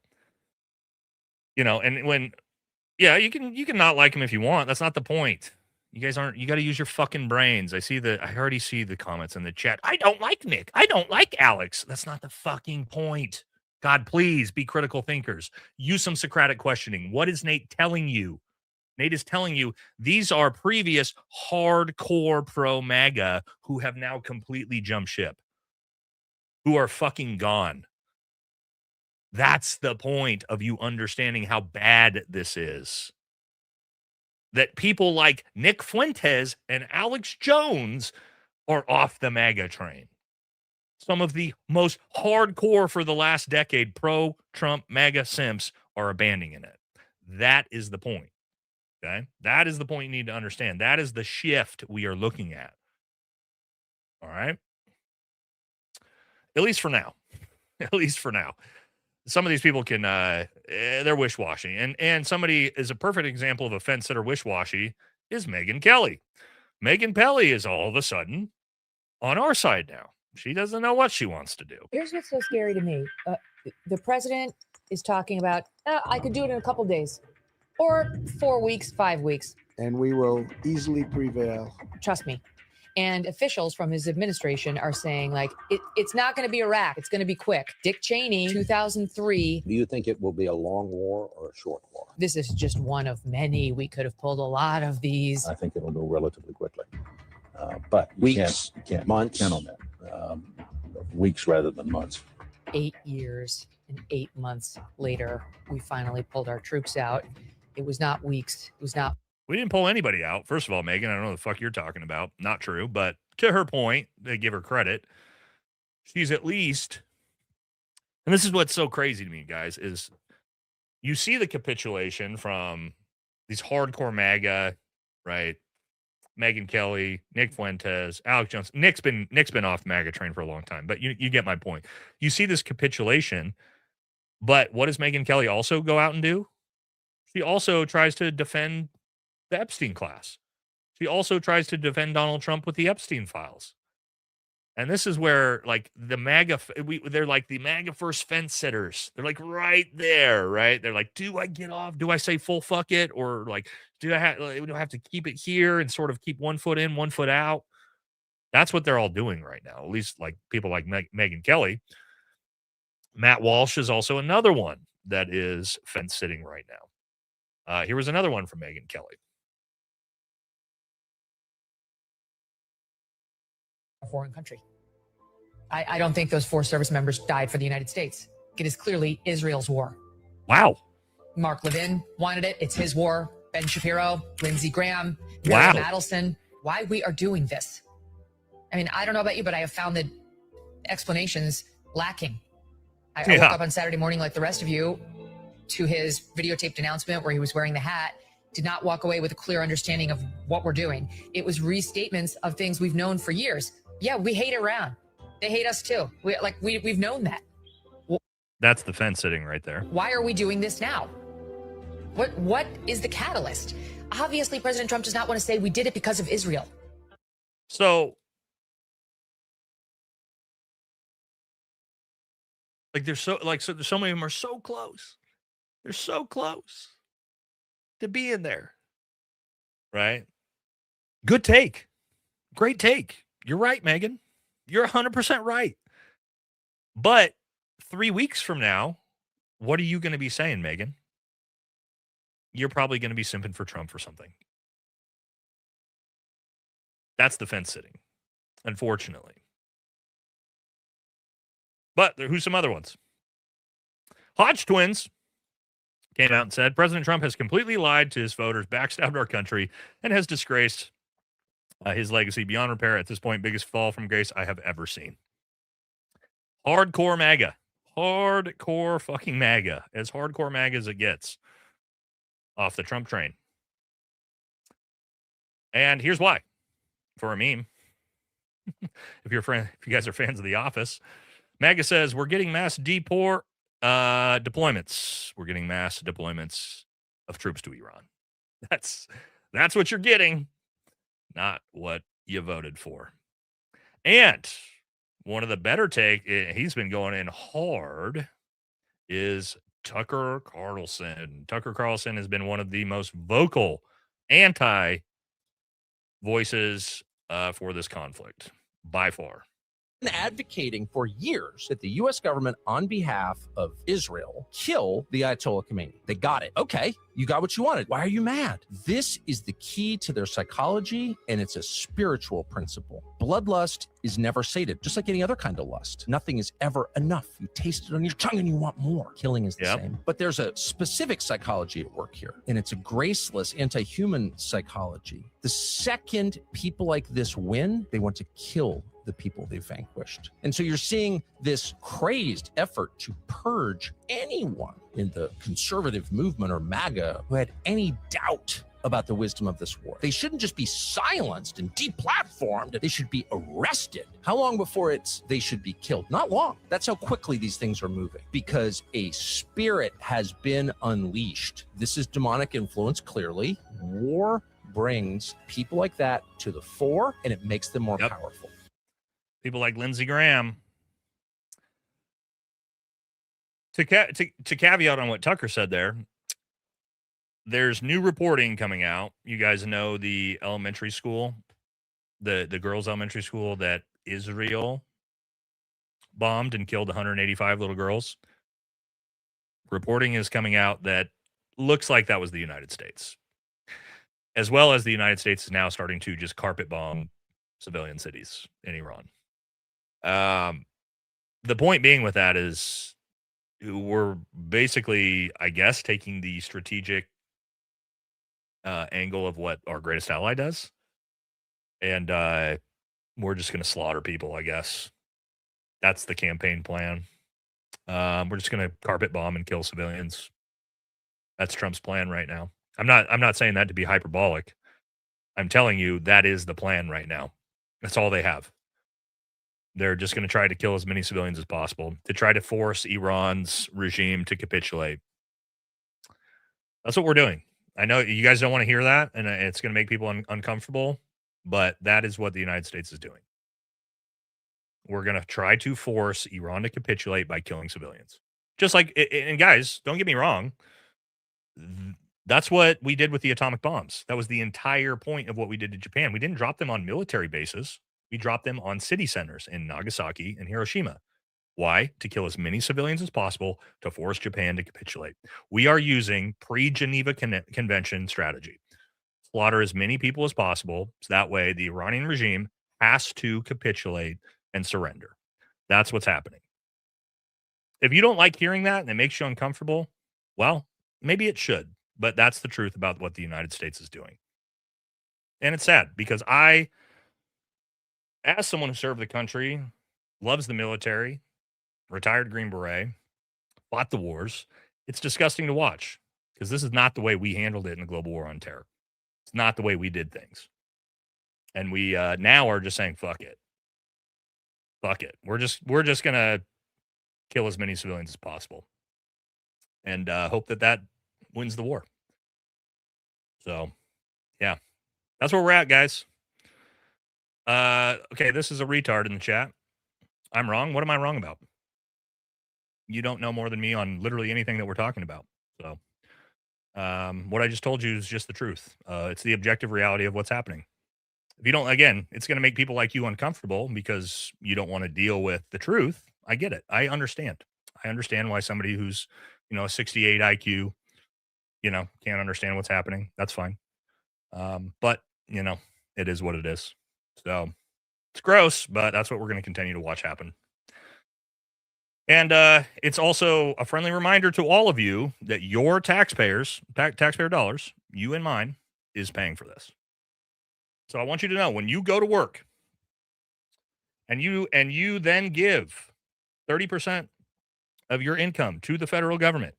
This is what they were using it for. Just remind yourself that while you're at work. I know that's on Monday. Okay, this is probably really going to make you angry, but maybe you need to get angry. On Monday, I want you to remind yourself that 30% of the money you made that day is going to bomb brown people in the Middle East. That's what your tax dollars are. That's what you're working for. And if you're okay with that, then okay. But I'm not. I'm not okay with that. I'm adamantly against that. I don't want my fucking taxpayer dollars going to fucking bombing random people in the Middle East. I don't. Sorry. And if you want to call me a liberal for that or whatever, absolutely fine. Whatever that stance is, that's my stance. Is fuck no. No more. Gross. So it is what it is. All right, we did it, guys. I've got about 30 minutes. We should be able to get through all the super chats. We're gonna bang them out. Okay. Again, got the kids' basketball playoff game tonight. I have to jet out of here in about 30 minutes, but we got enough time. That's going to do it for the regular schedule episode. Like I said, it's actually hour 44 minutes. It ended up being a pretty decent episode, I think. Also, this episode was also designed for all of the other content creators because now, guess what? It's just one good compilation of all of MAGA's bullshit in the past, right? All of the anti-war clips and where they are now. So you can use them at your discretion. Use them at your discretion because they're all in this episode. All right. All the hypocritical bullshit. All right. Let's move it. Let's pound these super chats out. Thank you so much, guys. This is the regular scheduled episode is done. Also, don't forget, pin comment here, the Patreon channel. Friendly reminder. We are going to be launching a lot of new content on the Patreon.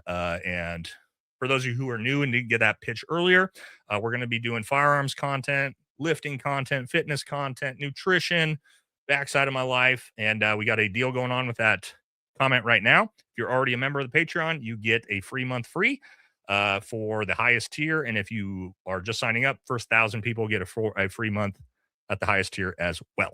Okay. So cool. Let's do it. Let's jump through it and jump into it and knock all the super chats out. Thank you so much, Katie. What's up, Katie? We all know about JD. He started a nonprofit here before a Senate campaign for opioid addiction. The resident he put in charge was connected to Purdue Pharma. Yeah, well, I mean, his best friend's Vivek Ramaswamy. So, if you know about his pharmaceutical background, JD's moral compass is just a big wallet. Yep. And little Peter Thiel's little boy. Yeah. Ohio is a shit show, guys. That might be like the most fucked up, corrupt technocrat state in the United States. You start digging into it. It's wild. Arma says this is about trading oil for critical minerals. Nah, I don't think so. It's about destabilizing Iran for our greatest ally. Oil for rare earth is more concise. Nah, again, this is all for Israel. We all know that. It's not a secret. Like there's no reason to do mental gymnastics, guys. Everybody knows. Even Megyn Kelly knows. Right? If Megyn Kelly and Matt Walsh are admitting this, the jig's up. The jig's up, ladies and gentlemen. Roop says Tulsi Roll is an administrator, not a policymaker. Trump totally ignores her, so why even speak? She's the only one in the cabinet. She's okay. No. I love the enthusiasm, but you naive little lamb. I do love the and again, I'm not saying this because I'm some guy that hates Tulsi. I wanted Tulsi to be Trump's VP pick.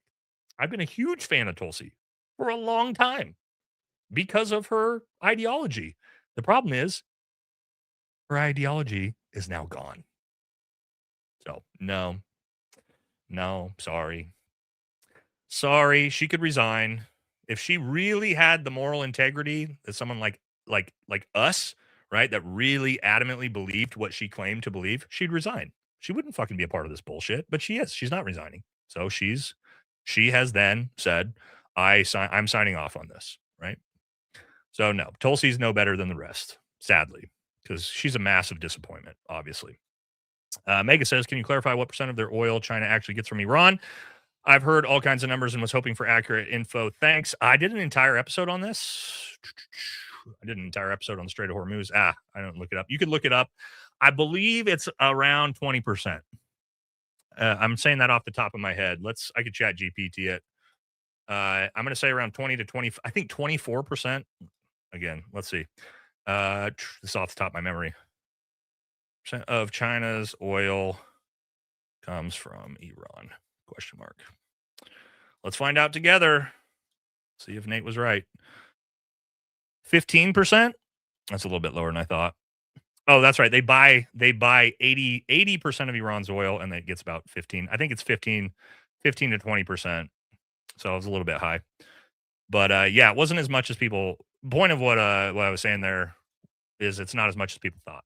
So when old Jennings goes on CNN, it's even less than I thought. When Jennings goes on CNN and says this is going to destroy China's economy, no, it's not. They'll just buy more from Russia. It's not that big of a deal. It's not that big of a deal. So 13% of China's total oil, which is a lot. But again, I thought it was around 20%, so it was about 5% off. But it's actually lower than I thought. When last time I looked was probably back, might have been, I believe it was around 20% when we did this about 6 months ago. But there you go. Yeah, China is not solely dependent on Iran for oil. That's another MAGA lie. Just another Fox News lie that you're going to hear. But there you go. You saw it yourself. 13%. So, Dead at Last says, thank you for all you do, brother, and have done. Thank you, brother. Appreciate you. Thank you, AJ. See you in here. Appreciate you always being here. Oh, we should probably have AJ.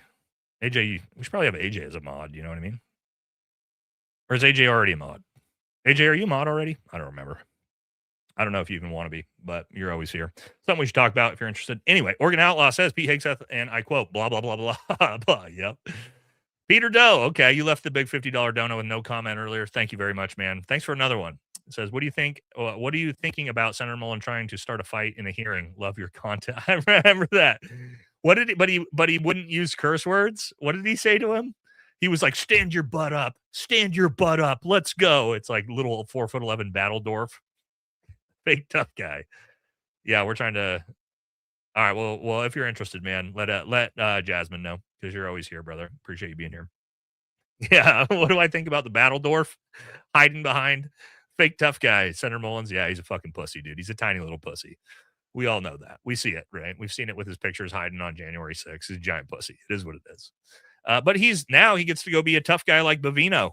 Yep, he gets to be the Bovino style tough guy with ice. Yay, that's exactly what we need. We need another, because Bovino's like 5'3". We need another tiny fucking pissed off Battledorf with short man syndrome in charge of ice. Yay, that's what we need.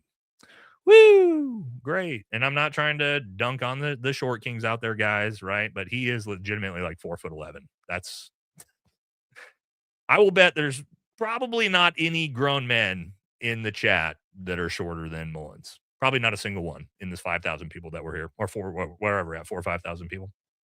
Yeah, not a thing. All right. Cadmus says, if you go to the National Museum in Beirut and understand all the artifacts displayed, were discovered in Lebanon alone, every bomb is likely destroying priceless artifacts that we'll forever lose. Yeah.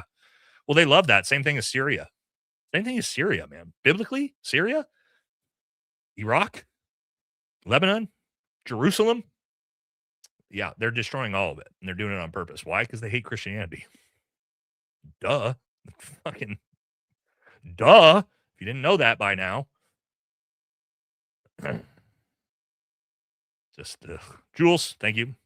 Six's mom says, want to say thank you to all our service members. Remember to pray for them daily. They make no policies. I grew up in the Vietnam War era, and what my dad and those soldiers went through can never happen again. This is a great point, Six's mom. Yeah, and my dad, the stories he told me, my dad was a Green Beret. Most of you know that, in Vietnam. And when he would come back to the Eugene, Oregon airport in his full military uniform and Green Beret, yeah, he got spit on multiple times coming back to the airport and things like that back during that conflict. So, yeah, blaming the soldiers for, a conflict that they don't choose, but they go fight and die in, like that's, again, I try to say that on every time we talk about this. It's not the soldiers' fault. We're not politicians, man. So don't blame the soldiers. Don't blame the soldiers for the war that they go fight. Correct English. Thanks, Nate. God bless. Thank you very much. Appreciate you always being here. Marie says they all pretended to hate Trump so he could keep saying he was anti-establishment and get the votes. Politicians are fake as wrestling. Yeah, I think he was always the deep state candidate, sadly. We just got hoodwinked, We got hoodwinked. Pop Whisper, creating more terrorists. Yep. Yeah. Christian, do you think this train wreck will end quick when the I country had enough and throws up the white flag? We talked about that earlier. Maybe. I do think that there's two routes this goes. 3-4 weeks from now, the bombing campaign ends because nothing happens from it, and we run out of munitions. Israel is just tired of getting fucking schwacked because our Patriot missile systems are empty. We call a ceasefire, whatever we want to call it. We declare victory that we won something, and then 6 months later, we start this all up again. Or we go full-fledged and we put boots on the ground, and it's a 20-year protracted war. It's going to be one of the two, I think. I don't think there's a whole lot of in between. Bobby says, who and what the fuck are we going to vote for? None of these flip-flopping assholes are worth it. Yeah, on either side. The Democrat candidates in 2028 are horrible. The Republican candidates are horrible. There is not a single votable candidate yet on either side. Not one. Not fucking one has even been mentioned that I'd be willing to vote for. On either side of the aisle. It's ugly. It's real fucking. God, our politics are so fucked. Anyway, it's all theater, the Truman Show. Christian says, do you think... Oh, we got this one already. Still waiting on my Saddam price in the mail, yeah. And cheap gas prices. We're still waiting on... Remember? Like, what we talked about was, well, if we invade Iraq in 2003, at least gas prices will go down, right? Right? 20 years later, and no, they haven't. No, they haven't. Turns out that oil wars, those profits and those, they don't trickle down. There's no trickle-down economics when it comes to the global war on terror, unfortunately. Laser says you need to see the video Jesse Dolmore just made about you and Plattner. He said he has you all wrong, although, I couldn't give a shit, dude.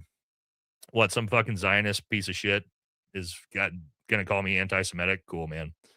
Yeah, I couldn't care less. I couldn't care less. Patrick, super sticker. Thank you, Patrick. Let's see. Easy Hammer says they'll pull the plug on the internet soon. Too much truth getting out. Be safe, guys. Well, they do this in every other country, right? Every other country, Ukraine, Iran, Israel. When the war gets a little too nasty, this is what they do. This is what they do. MD Lamb, the F-18 is superior to the F-15. Just saying, yeah. Somebody told us that they heard that a Kuwaiti F-18 shot down 3 American F-15 pilots, and it's sounding now like that's true.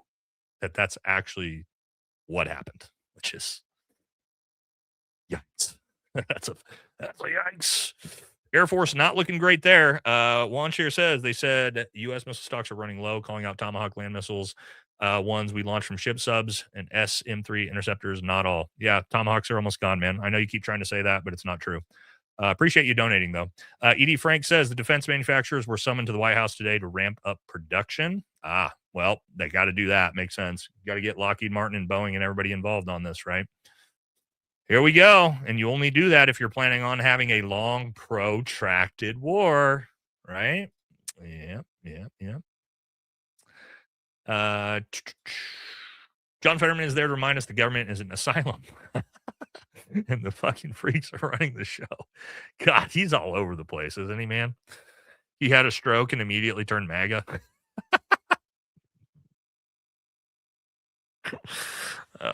It's funny because it's true. Anyway, everything said about Iran really applies to the Assadis. Oh, I see what you're saying. As being the bad guys. I mean, there's some fairness to that. The Ayatollah's not in the Epstein files, but the Crown Prince is. Just saying. Just something to think about. You know? It wasn't the Ayatollah that was doing private phone calls with Epstein. It was the Crown Prince of Saudi Arabia, though. So there's that. Suan says blue MAGA corporate neocon Dems, vote them out. Yeah, they got to go too. Just as bad. The Schumers, the Jeffries, the Bookers, the Warrens, fucking get them all out, dude. The Fettermans, get them. Go. Don't need your asses here either. Don't need you guys either. And I'm learning that from I'm learning about blue MAGA from the Democrat creators. What I didn't realize, guys, this is so funny. Let me talk about this because I thought about this the other day.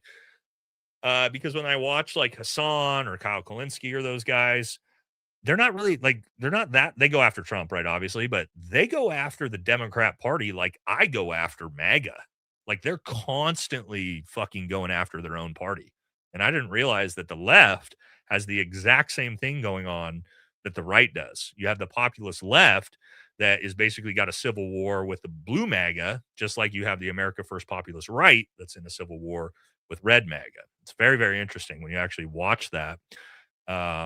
You've got the populist left that's doing the exact same thing. Young Turks as well, Anna, Jank, Hassan, all those guys, they're actually, that's their, primarily their content is trashing their own blue MAGA side. So interesting. You got both sides doing it, which I think is a good thing. I think that's a good thing. It's time for the Brewster to go. Brewster's Millions. None of the above. Let the illegals vote, then send the politicians with back over the border. Okay. Right. The guy says he just left the part out where he was playing Call of Duty. Oh, Mullins. Yeah. Tough guy Mullins. He could remember what. Yeah, he probably is, man. He's I was going to say he's like my kids, but he's shorter than my 13-year-old daughter is. So maybe not. Sorry, Mark. It's true. Oh, shit. Big dono from Phil says, with big $100 dono. Thank you, man. Super generous. Says, love you, brother. The Bible says Jesus came to his own and his own received him not. Jesus was a J. Well, let's talk about that. But the Jays demanded he be crucified. The Romans crucified Jesus on the Jays' orders. This is true biblically. I mean, just read the New Testament, obviously. It's just literally in the book. But Jesus Christ said, Father, forgive them. They know not what they've done. God bless. 100% agree with you on that. All that other than one thing, and that is when people say that Jesus was Jewish. No, he was not. That's factually incorrect.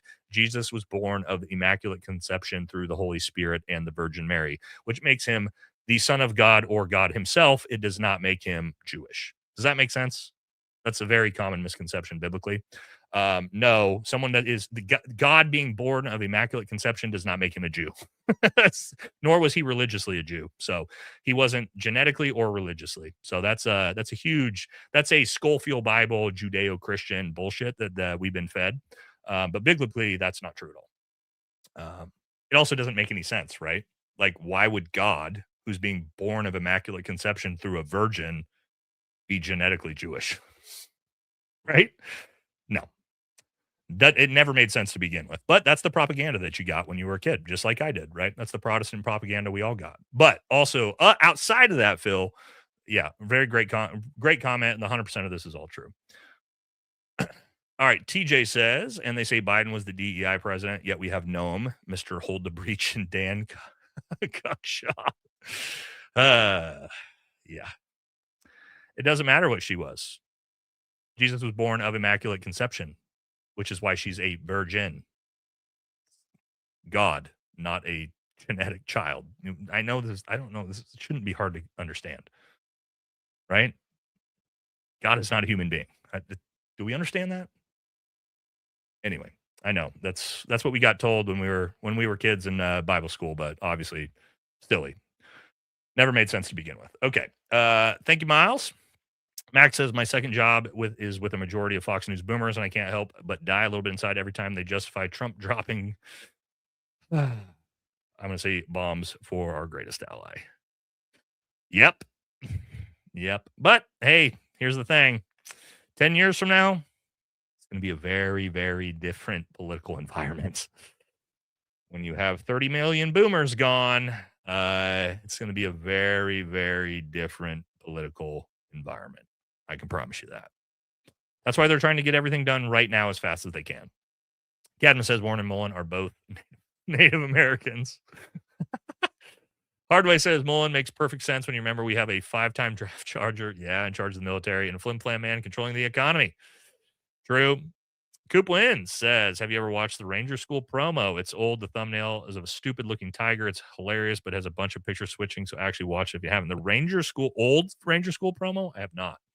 I have not watched that. Chewing the Fat podcast show says, I with a star has nukes, and U.S. doesn't say shit. Yeah, well, do you know who the last person that tried to change that was?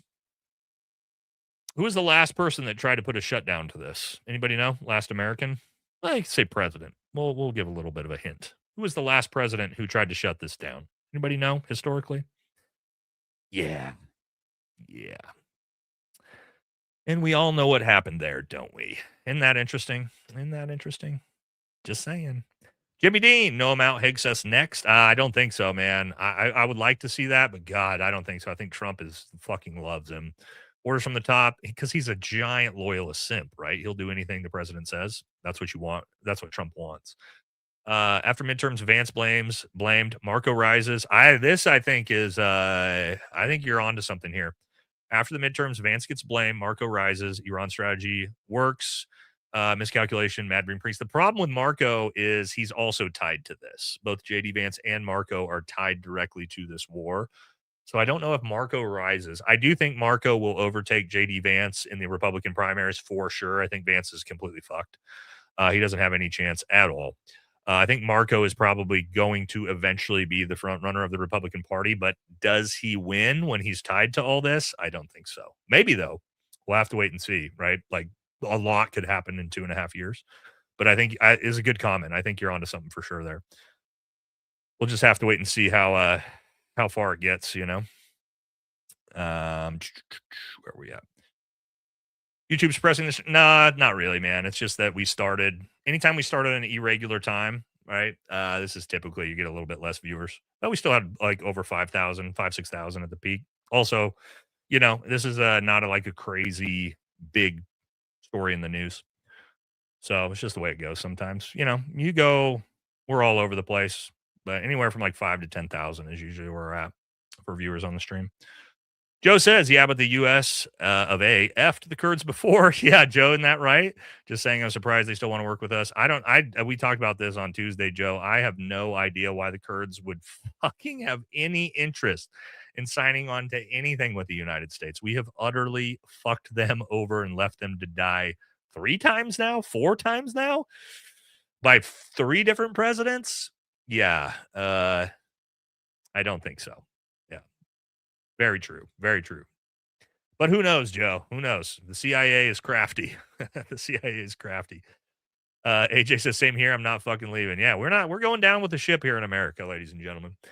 Even Eric Prince, said attacking Iran was a terrible decision, I think, on the Steve Bannon show. I think Megyn Kelly showed that clip too. Yeah, but he did. I mean, a lot of global war on terror veterans feel the exact same way. Most do, actually. There is some that don't, but you know, and that's their decision, man. Like I said before, if you're a combat veteran from any war and you support wars, hey, all right, man. Like, I disagree with you, but I respect your decision because you fucking went out and fought the wars. So it's not my place to tell you that you can't have that opinion at all. You know, again, I can disagree with it, but that's much different than someone like Ben Shapiro, who never served, never fought the war, and is just bloodlusty over trying to send your sons and daughters to go die. That's different. That's much different, in my opinion. Grish, no vowels in that motherfucker. If the U.S. were to break up, where do you see the lines? Castadia, Texas. I don't know, man. If the United States were to break up, I mean, Texas, California probably go first as independent states. After that, maybe you get Washington and Oregon join Canada, dude. I don't know. That's a thought exercise that would take me hours to try to think through. AJ says the Iran situation is exactly why Tulsi made the anti-nuclear video around a year ago. Yeah, and Tulsi also came out 7 months ago and said the intelligence community says that Iran is not trying to build nukes. And what did Trump say? I don't give a fuck what Tulsi says. Okay, cool. We don't care what our own intelligence says. That's fine. 509.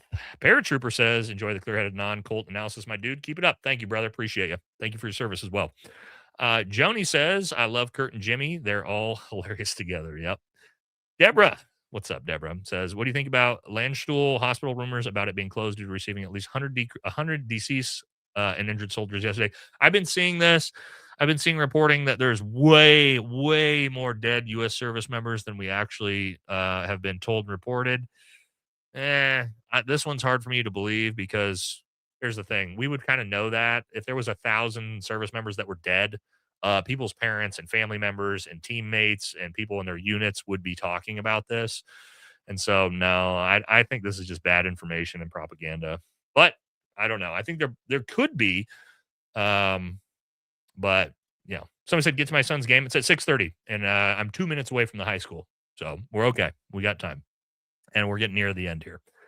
Again, Dan and Deborah, I don't think this is, I think this is propaganda for now.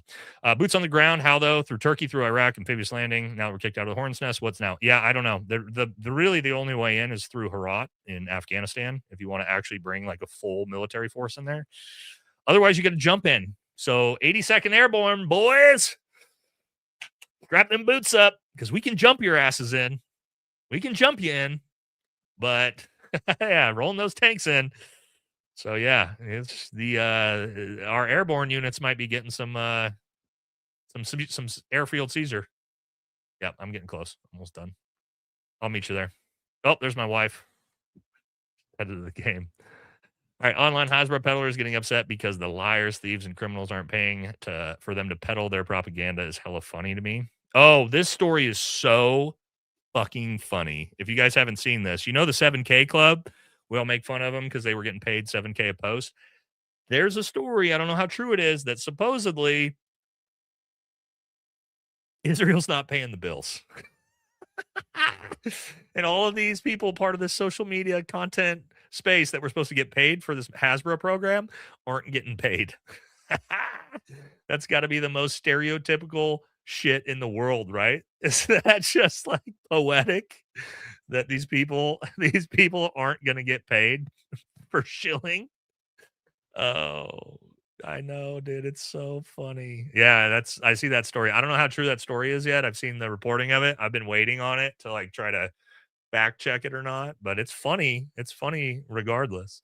Frankie says we're approaching hit the wire time. It's been there for years. Chewing says 65% of Congress receives funds from AIPAC. Oh, it's way more than that, dude. It's got to be more than that. It's got to be over 90%, right? If we actually just go track AIPAC, there's almost nobody that's green. I think it's probably like 15 people, maybe. Sad how far the U.S. has fallen. It's got to be higher than that. Maybe not, but I'm pretty sure it's higher than that. Too little, too late. We all know this is how it would go with this incoming administration. Yet these influencers still blindly push the grift. Yeah. As a retired United States Air Force 2A5, I love your content. Yes, in my 20 years in reservice, I deployed over a dozen times, but to places like UAE, not in direct combat. Well, fucking still a badass military career, man. Dozen deployments. Yeah, I mean, here's the thing. I had a bunch of deployments that weren't to combat either, right? Because I was in 1st Special Forces Group. We handle Asia. It's the way it goes sometimes. I was fortunate to get some combat, but most of my deployments were in Asia. Bobby says he was supposed to train the swamp, not become part of it. We need more Brandon Herrera types in the government. Professional politicians will ruin this nation. Yeah, self-funded politicians, I think, regardless of how you feel about them personally, I think it's usually the better choice, because at least then I know, even if I don't. Now, I agree with a lot of Brandon's takes.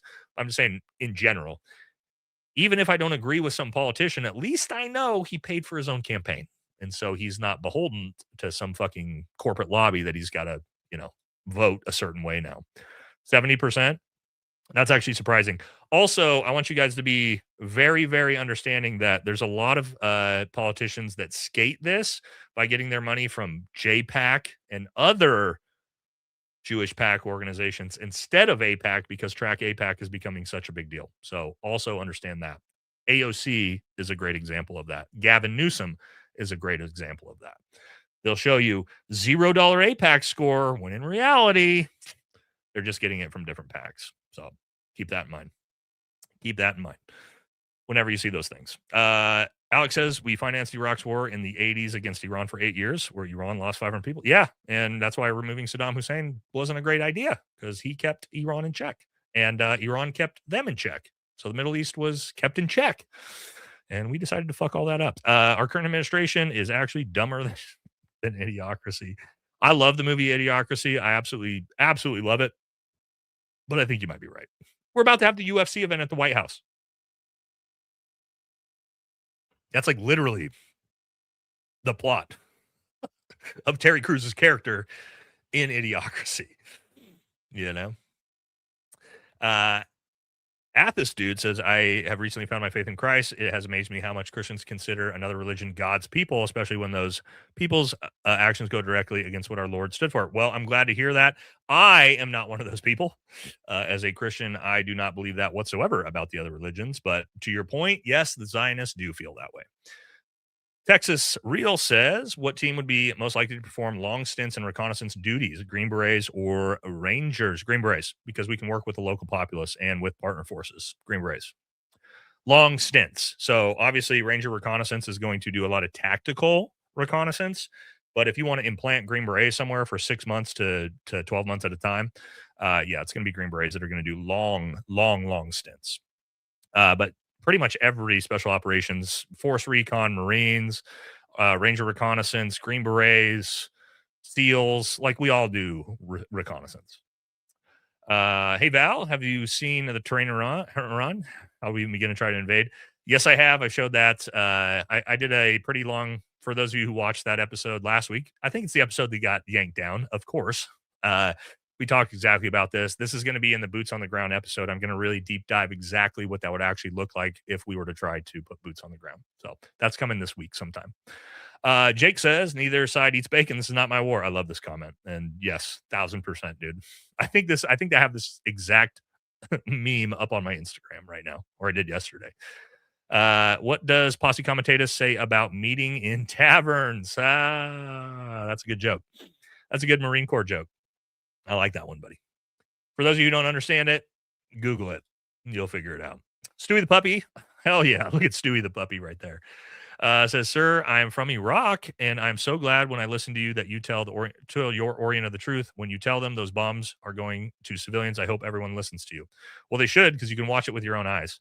And again, I'd show you the actual carpet bombing video, but we're not on Rumble right now, and I ain't putting that shit on YouTube because we know what they'll do there. But we will show it on Tuesday.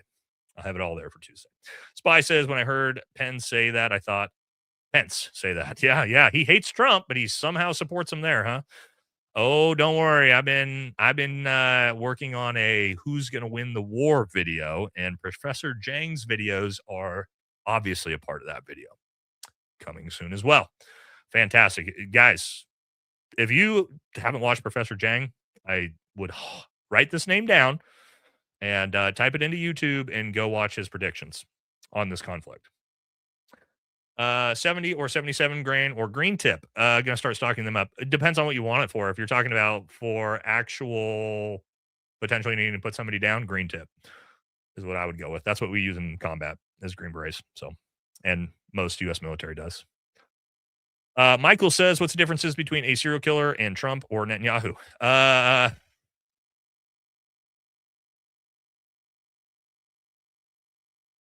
They're presidents, so they can get away with it.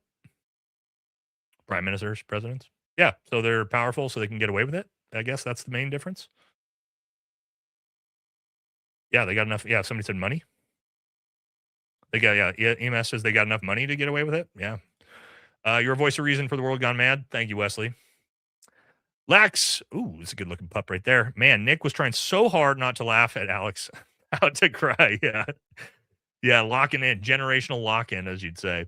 Kitty says, NC here voting for McGinnis, doing my small part. Hell yeah. Let me talk about that, guys. So I saw some comments today because there's this giant hit piece out about Brian McGinnis. That's a Marine that had his arm broken by old dipshit SEAL Tim Sheehy yesterday. I see people now, MAGA is saying, they're showing pictures of his wife because his wife's a Muslim. And they're saying, see? And it's like, see what? So his wife's a Muslim, so now the war in Iran's a good thing? Like, that's the mental gymnastics we've randomly done. Guy has a Muslim wife, so the war in Iran's good. Okay, MAGA. Thank you for that weird, bizarre take. So, yes, I'm not concerned. So he's got a Muslim wife. Okay. That's okay. We have 1 million Muslims in this country that are American citizens. So what? And not only that, they've shown, oh, well, he was at protests with his wife. Okay, so he's supporting his Muslim wife while she protests the genocide in Gaza? And I'm supposed to be upset about that? Sorry, sorry, that's not gonna work. I know that's the best they could do with the smear campaign, right, on him was his wife's a Muslim. And it's like, cool, dude, right? Yay. What's your point? Then now I have to support the war in Iran because this guy's wife is a Muslim? All right. Tracking. You're going to see that. I'm just telling you guys, when you see that online, just think about what I'm saying and be like, all right, there we go. You know, it's fucking dumb. But yeah, good for you. Rate my dogs. Thanks for your honest onions. I can't even see them, dude. Looks like a bunny rabbit. You gotta get me a good picture of your dogs. I can barely see them. But since they're dogs, they're still going to get an 8 out of a 10. They're still going to get an 8 of 10, even though I can't really see them just because they're dogs and I love dogs. Darn, missed all my super chats. I don't believe you, Frankie, because I go straight down the list one by one by one. One by one. And I don't think I missed it. I didn't mean to, at least. Oh, Jesus Christ. Can't read that one off, Jake. Dylan says, what are the odds that the death toll for U.S. troops is higher than we've been told? I've heard an awful lot of rumors about this. We talked about it earlier. I think it's possible that there may be a couple more, but the idea that we have hundreds or thousands of dead troops and like no one's talking about that, trust me, I would hear about this in the military if we had thousands of dead troops. Like my buddies that are active duty would be telling about this. So I don't think that's true. I think that's propaganda. For now. Do I think there's possibility that there is more than 6? Yes. Do I think there's thousands? No. That's just bad propaganda. Uh-oh. Well, my wife's already at the game. She's going to save us seats, and she said there's already nowhere to sit. We'll figure that out later. Palmer, lucky salivating at the U.S. low ammunition stocks. Yep. Stand corrected. There you go. Happy Iran. Yeah. Oh, so for super chats, bro, like we get to most of them at the end of the stream, right? So if you leave them, I read them usually a little bit later. Happy Jesus Christ, guys. I can't read some of those. Just a guy says, as a 22-year-old father of 2, this war will radicalize to the point that my generation will start a revolution government that will split the empire at the seams when all flee from America for the radicalization overthrow comes. Maybe. I don't know. I'm not leaving, bro. I don't know. We'll see how radicalized it's going to get. The economy has got to get destroyed for American people to care, though, which is possible, which is definitely possible with what's happening. We got a ways to go for that, though. The Wilvo says you should interview Kat. I can't say that last name. She's running against anti-AIPAC, half Palestinian. Look her up. You got to give me more context. What state, Congress, state, House, like Senate? You know, I need more than that. Stang Banger says, appreciate you sticking your chin out and continually punching up. Hey, man, it is what it is. Thank you. Appreciate you guys supporting me on it. Fetterman's my senator. He needs to go. Vote him out. Nate, did you check out live UMAP yet? No, not yet, man. I've been super busy. Fixing this microphone. I spent all day finally getting the audio right. It's been a nightmare. Also, Jesus of the Temple and the only temple. Yes. He replaced the temple, right? Natural catastrophe will come to our greatest ally if they attempt a new temple, just as it did with Julian the apostate in the 3rd century. He also died in a Iranian invasion. There you go. Very historically well read, I can see. Oh, I think what we'll do, guys, also, Ian Carroll just went live, so we're going to raid Ian here in a minute once we're done. We're going to raid Ian. We'll give him the Wang Gang, right? Wang Gang when we get over there. Let me finish these super chats, and then I got to jet out of here. The game's about to start in 10. All right, did General Patton say we were on the wrong side after the war? Yes, he did. President says, I joined the Dems org, and the Gen's internal plan is legit to coup the party and force out established Dems and replace them with real progressives. That's what's happening in the American First movement on the right as well. I'm supportive of that. Going to be interesting to see what political landscape will be like after the midterms. Do you think Hegseth will survive this? Hegseth, yes. Patel and Bondi, no. I think Patel and Bondi get the boot. Hegseth, I think, makes it the entire way. Gerhardt with the big $50 dono. Thanks for giving that Jocko good the other night, bro. Your banner makes me miss those moments around the smoke pit, so I appreciate all your live casts. What's your opinion on Blizzarian? I just talked to Dan. The other day, personally, talking about potentially, I'm going to potentially try to get him on the show. Just talked to him. Just got introduced to him. Haven't coordinated anything beyond that yet. But yes, potentially in the works, hopefully. Genghis says, thoughts on if Israel enacts their Samson option but tries to blame. Well, yeah, that's a tough one, right? Because they've said that Iran doesn't have nukes, but then all of a sudden they nuke somebody and then blame it on Iran when Iran doesn't even have the capabilities to deploy a nuke. Probably wouldn't go very well. Although for false flags, I do think are very likely. Very likely. Trump, USDFC taking ship insurance in Hormuz from Lloyd's. Also, EU choked off all energy. Michael Young. Yep, that's going to continue to happen too. Genghis says thoughts on if. We did this one already. Thank you. Bebo Shabebo still holds resentment against the boxing bag that laid out him. Oh, after old Ben Shapiro, after he got knocked out by the punching bag that he punched. Yeah, that was a funny clip. Chat blocked me. Yeah, you got to be careful here on Instagram or on YouTube, man. YouTube's very, very censor heavy here. Jimmy says, Jesus, Buddha, Zoroaster, Indo, your roots. I can't even say this stuff. Messiah died through the Zio. I can't say this, man. These way too big of words in a language that I don't speak. Love you though. Anon, which snipers are better between 75th and Green Berets? Which snipers are better? It's pretty individual at that point. Both have won sniping competitions, special operations sniping competitions.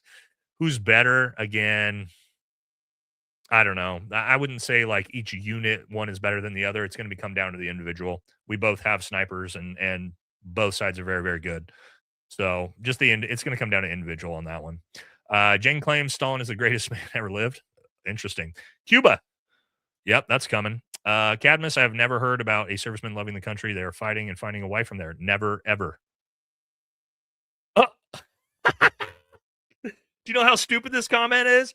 Do you know how many motherfucking veterans are married to Vietnam women living in Vietnam from the Vietnam War? Bro, go to Vietnam and see the thousands and thousands and thousands of expats who are there married to women from the country that they went to fucking war with. This is the dumbest fucking comment we got all night. Dumbest comment we got all night. Literally, dude. Come on, bro. Vietnam exists, so no. Hopefully this is sarcasm. God, this got to be sarcasm, right? Okay, this is sarcasm. You got caps. Okay, you got me. At least I hope it's sarcasm. If it's sarcasm, you're funny, and that's a fucking hilarious joke. If you're being serious, you're the fucking dumbest person ever. But now that I see the caps, I can see you got me. All right, you got me. What's that? You got me in the first half. You did get me in the first half, but I'm pretty sure you. I'm like 98% sure you were being sarcastic. Now, but you did get me. You got me up front. I was about to lose my mind on you for that, dude, because it's so common, dude. It's so go for a special forces group. Let me tell you guys a little story. For a special forces group, we handle Asia, right? Go, even including my wife, who's half Asian. Go to the Menton Ball, which is our Christmas ball, and take a look around at First Special Forces Group's Menton Ball, and you'll see about 1,000 Asian women there. So that's just how it works, man. But again, funny joke. You got me. You got me. You got me. I'll admit it. You got me. AJ says, take some folding chairs to the game, Nate. Oh, that's a good idea. I should do that, AJ. Thank you. I'm going to do that and bring them to my wife. Sarah says, U.S. soldiers are going to go to war and die for child abuse. Ooh, almost said that out loud. It doesn't get any more pathetic than this. Correct. All right, we got to get through this. Going to the game or what? Yep, we're about to leave. Again, it's 2 minutes away, so I'll just literally run over there from here. Sarcasm, and we're on the last one. JLMR. Okay, thank you all so much. Remember the Patreon link if you're interested in following us on Patreon, and we got to get out of here. We made through all the super chats. Thank you all so much. Tomorrow I'm putting out that Lindsey Graham episode at probably noon Pacific time. Make sure you check it out because you're going to laugh your ass off. There's about 17 in the closet gay jokes and memes in that episode. It's one of my better comedic work. And yeah, I will catch y'all later. Got to go watch the kid play his first playoff game of the season. All right. Have a good night, everybody. Thank you all so much. See you Tuesday at the absolute latest. All right. See ya.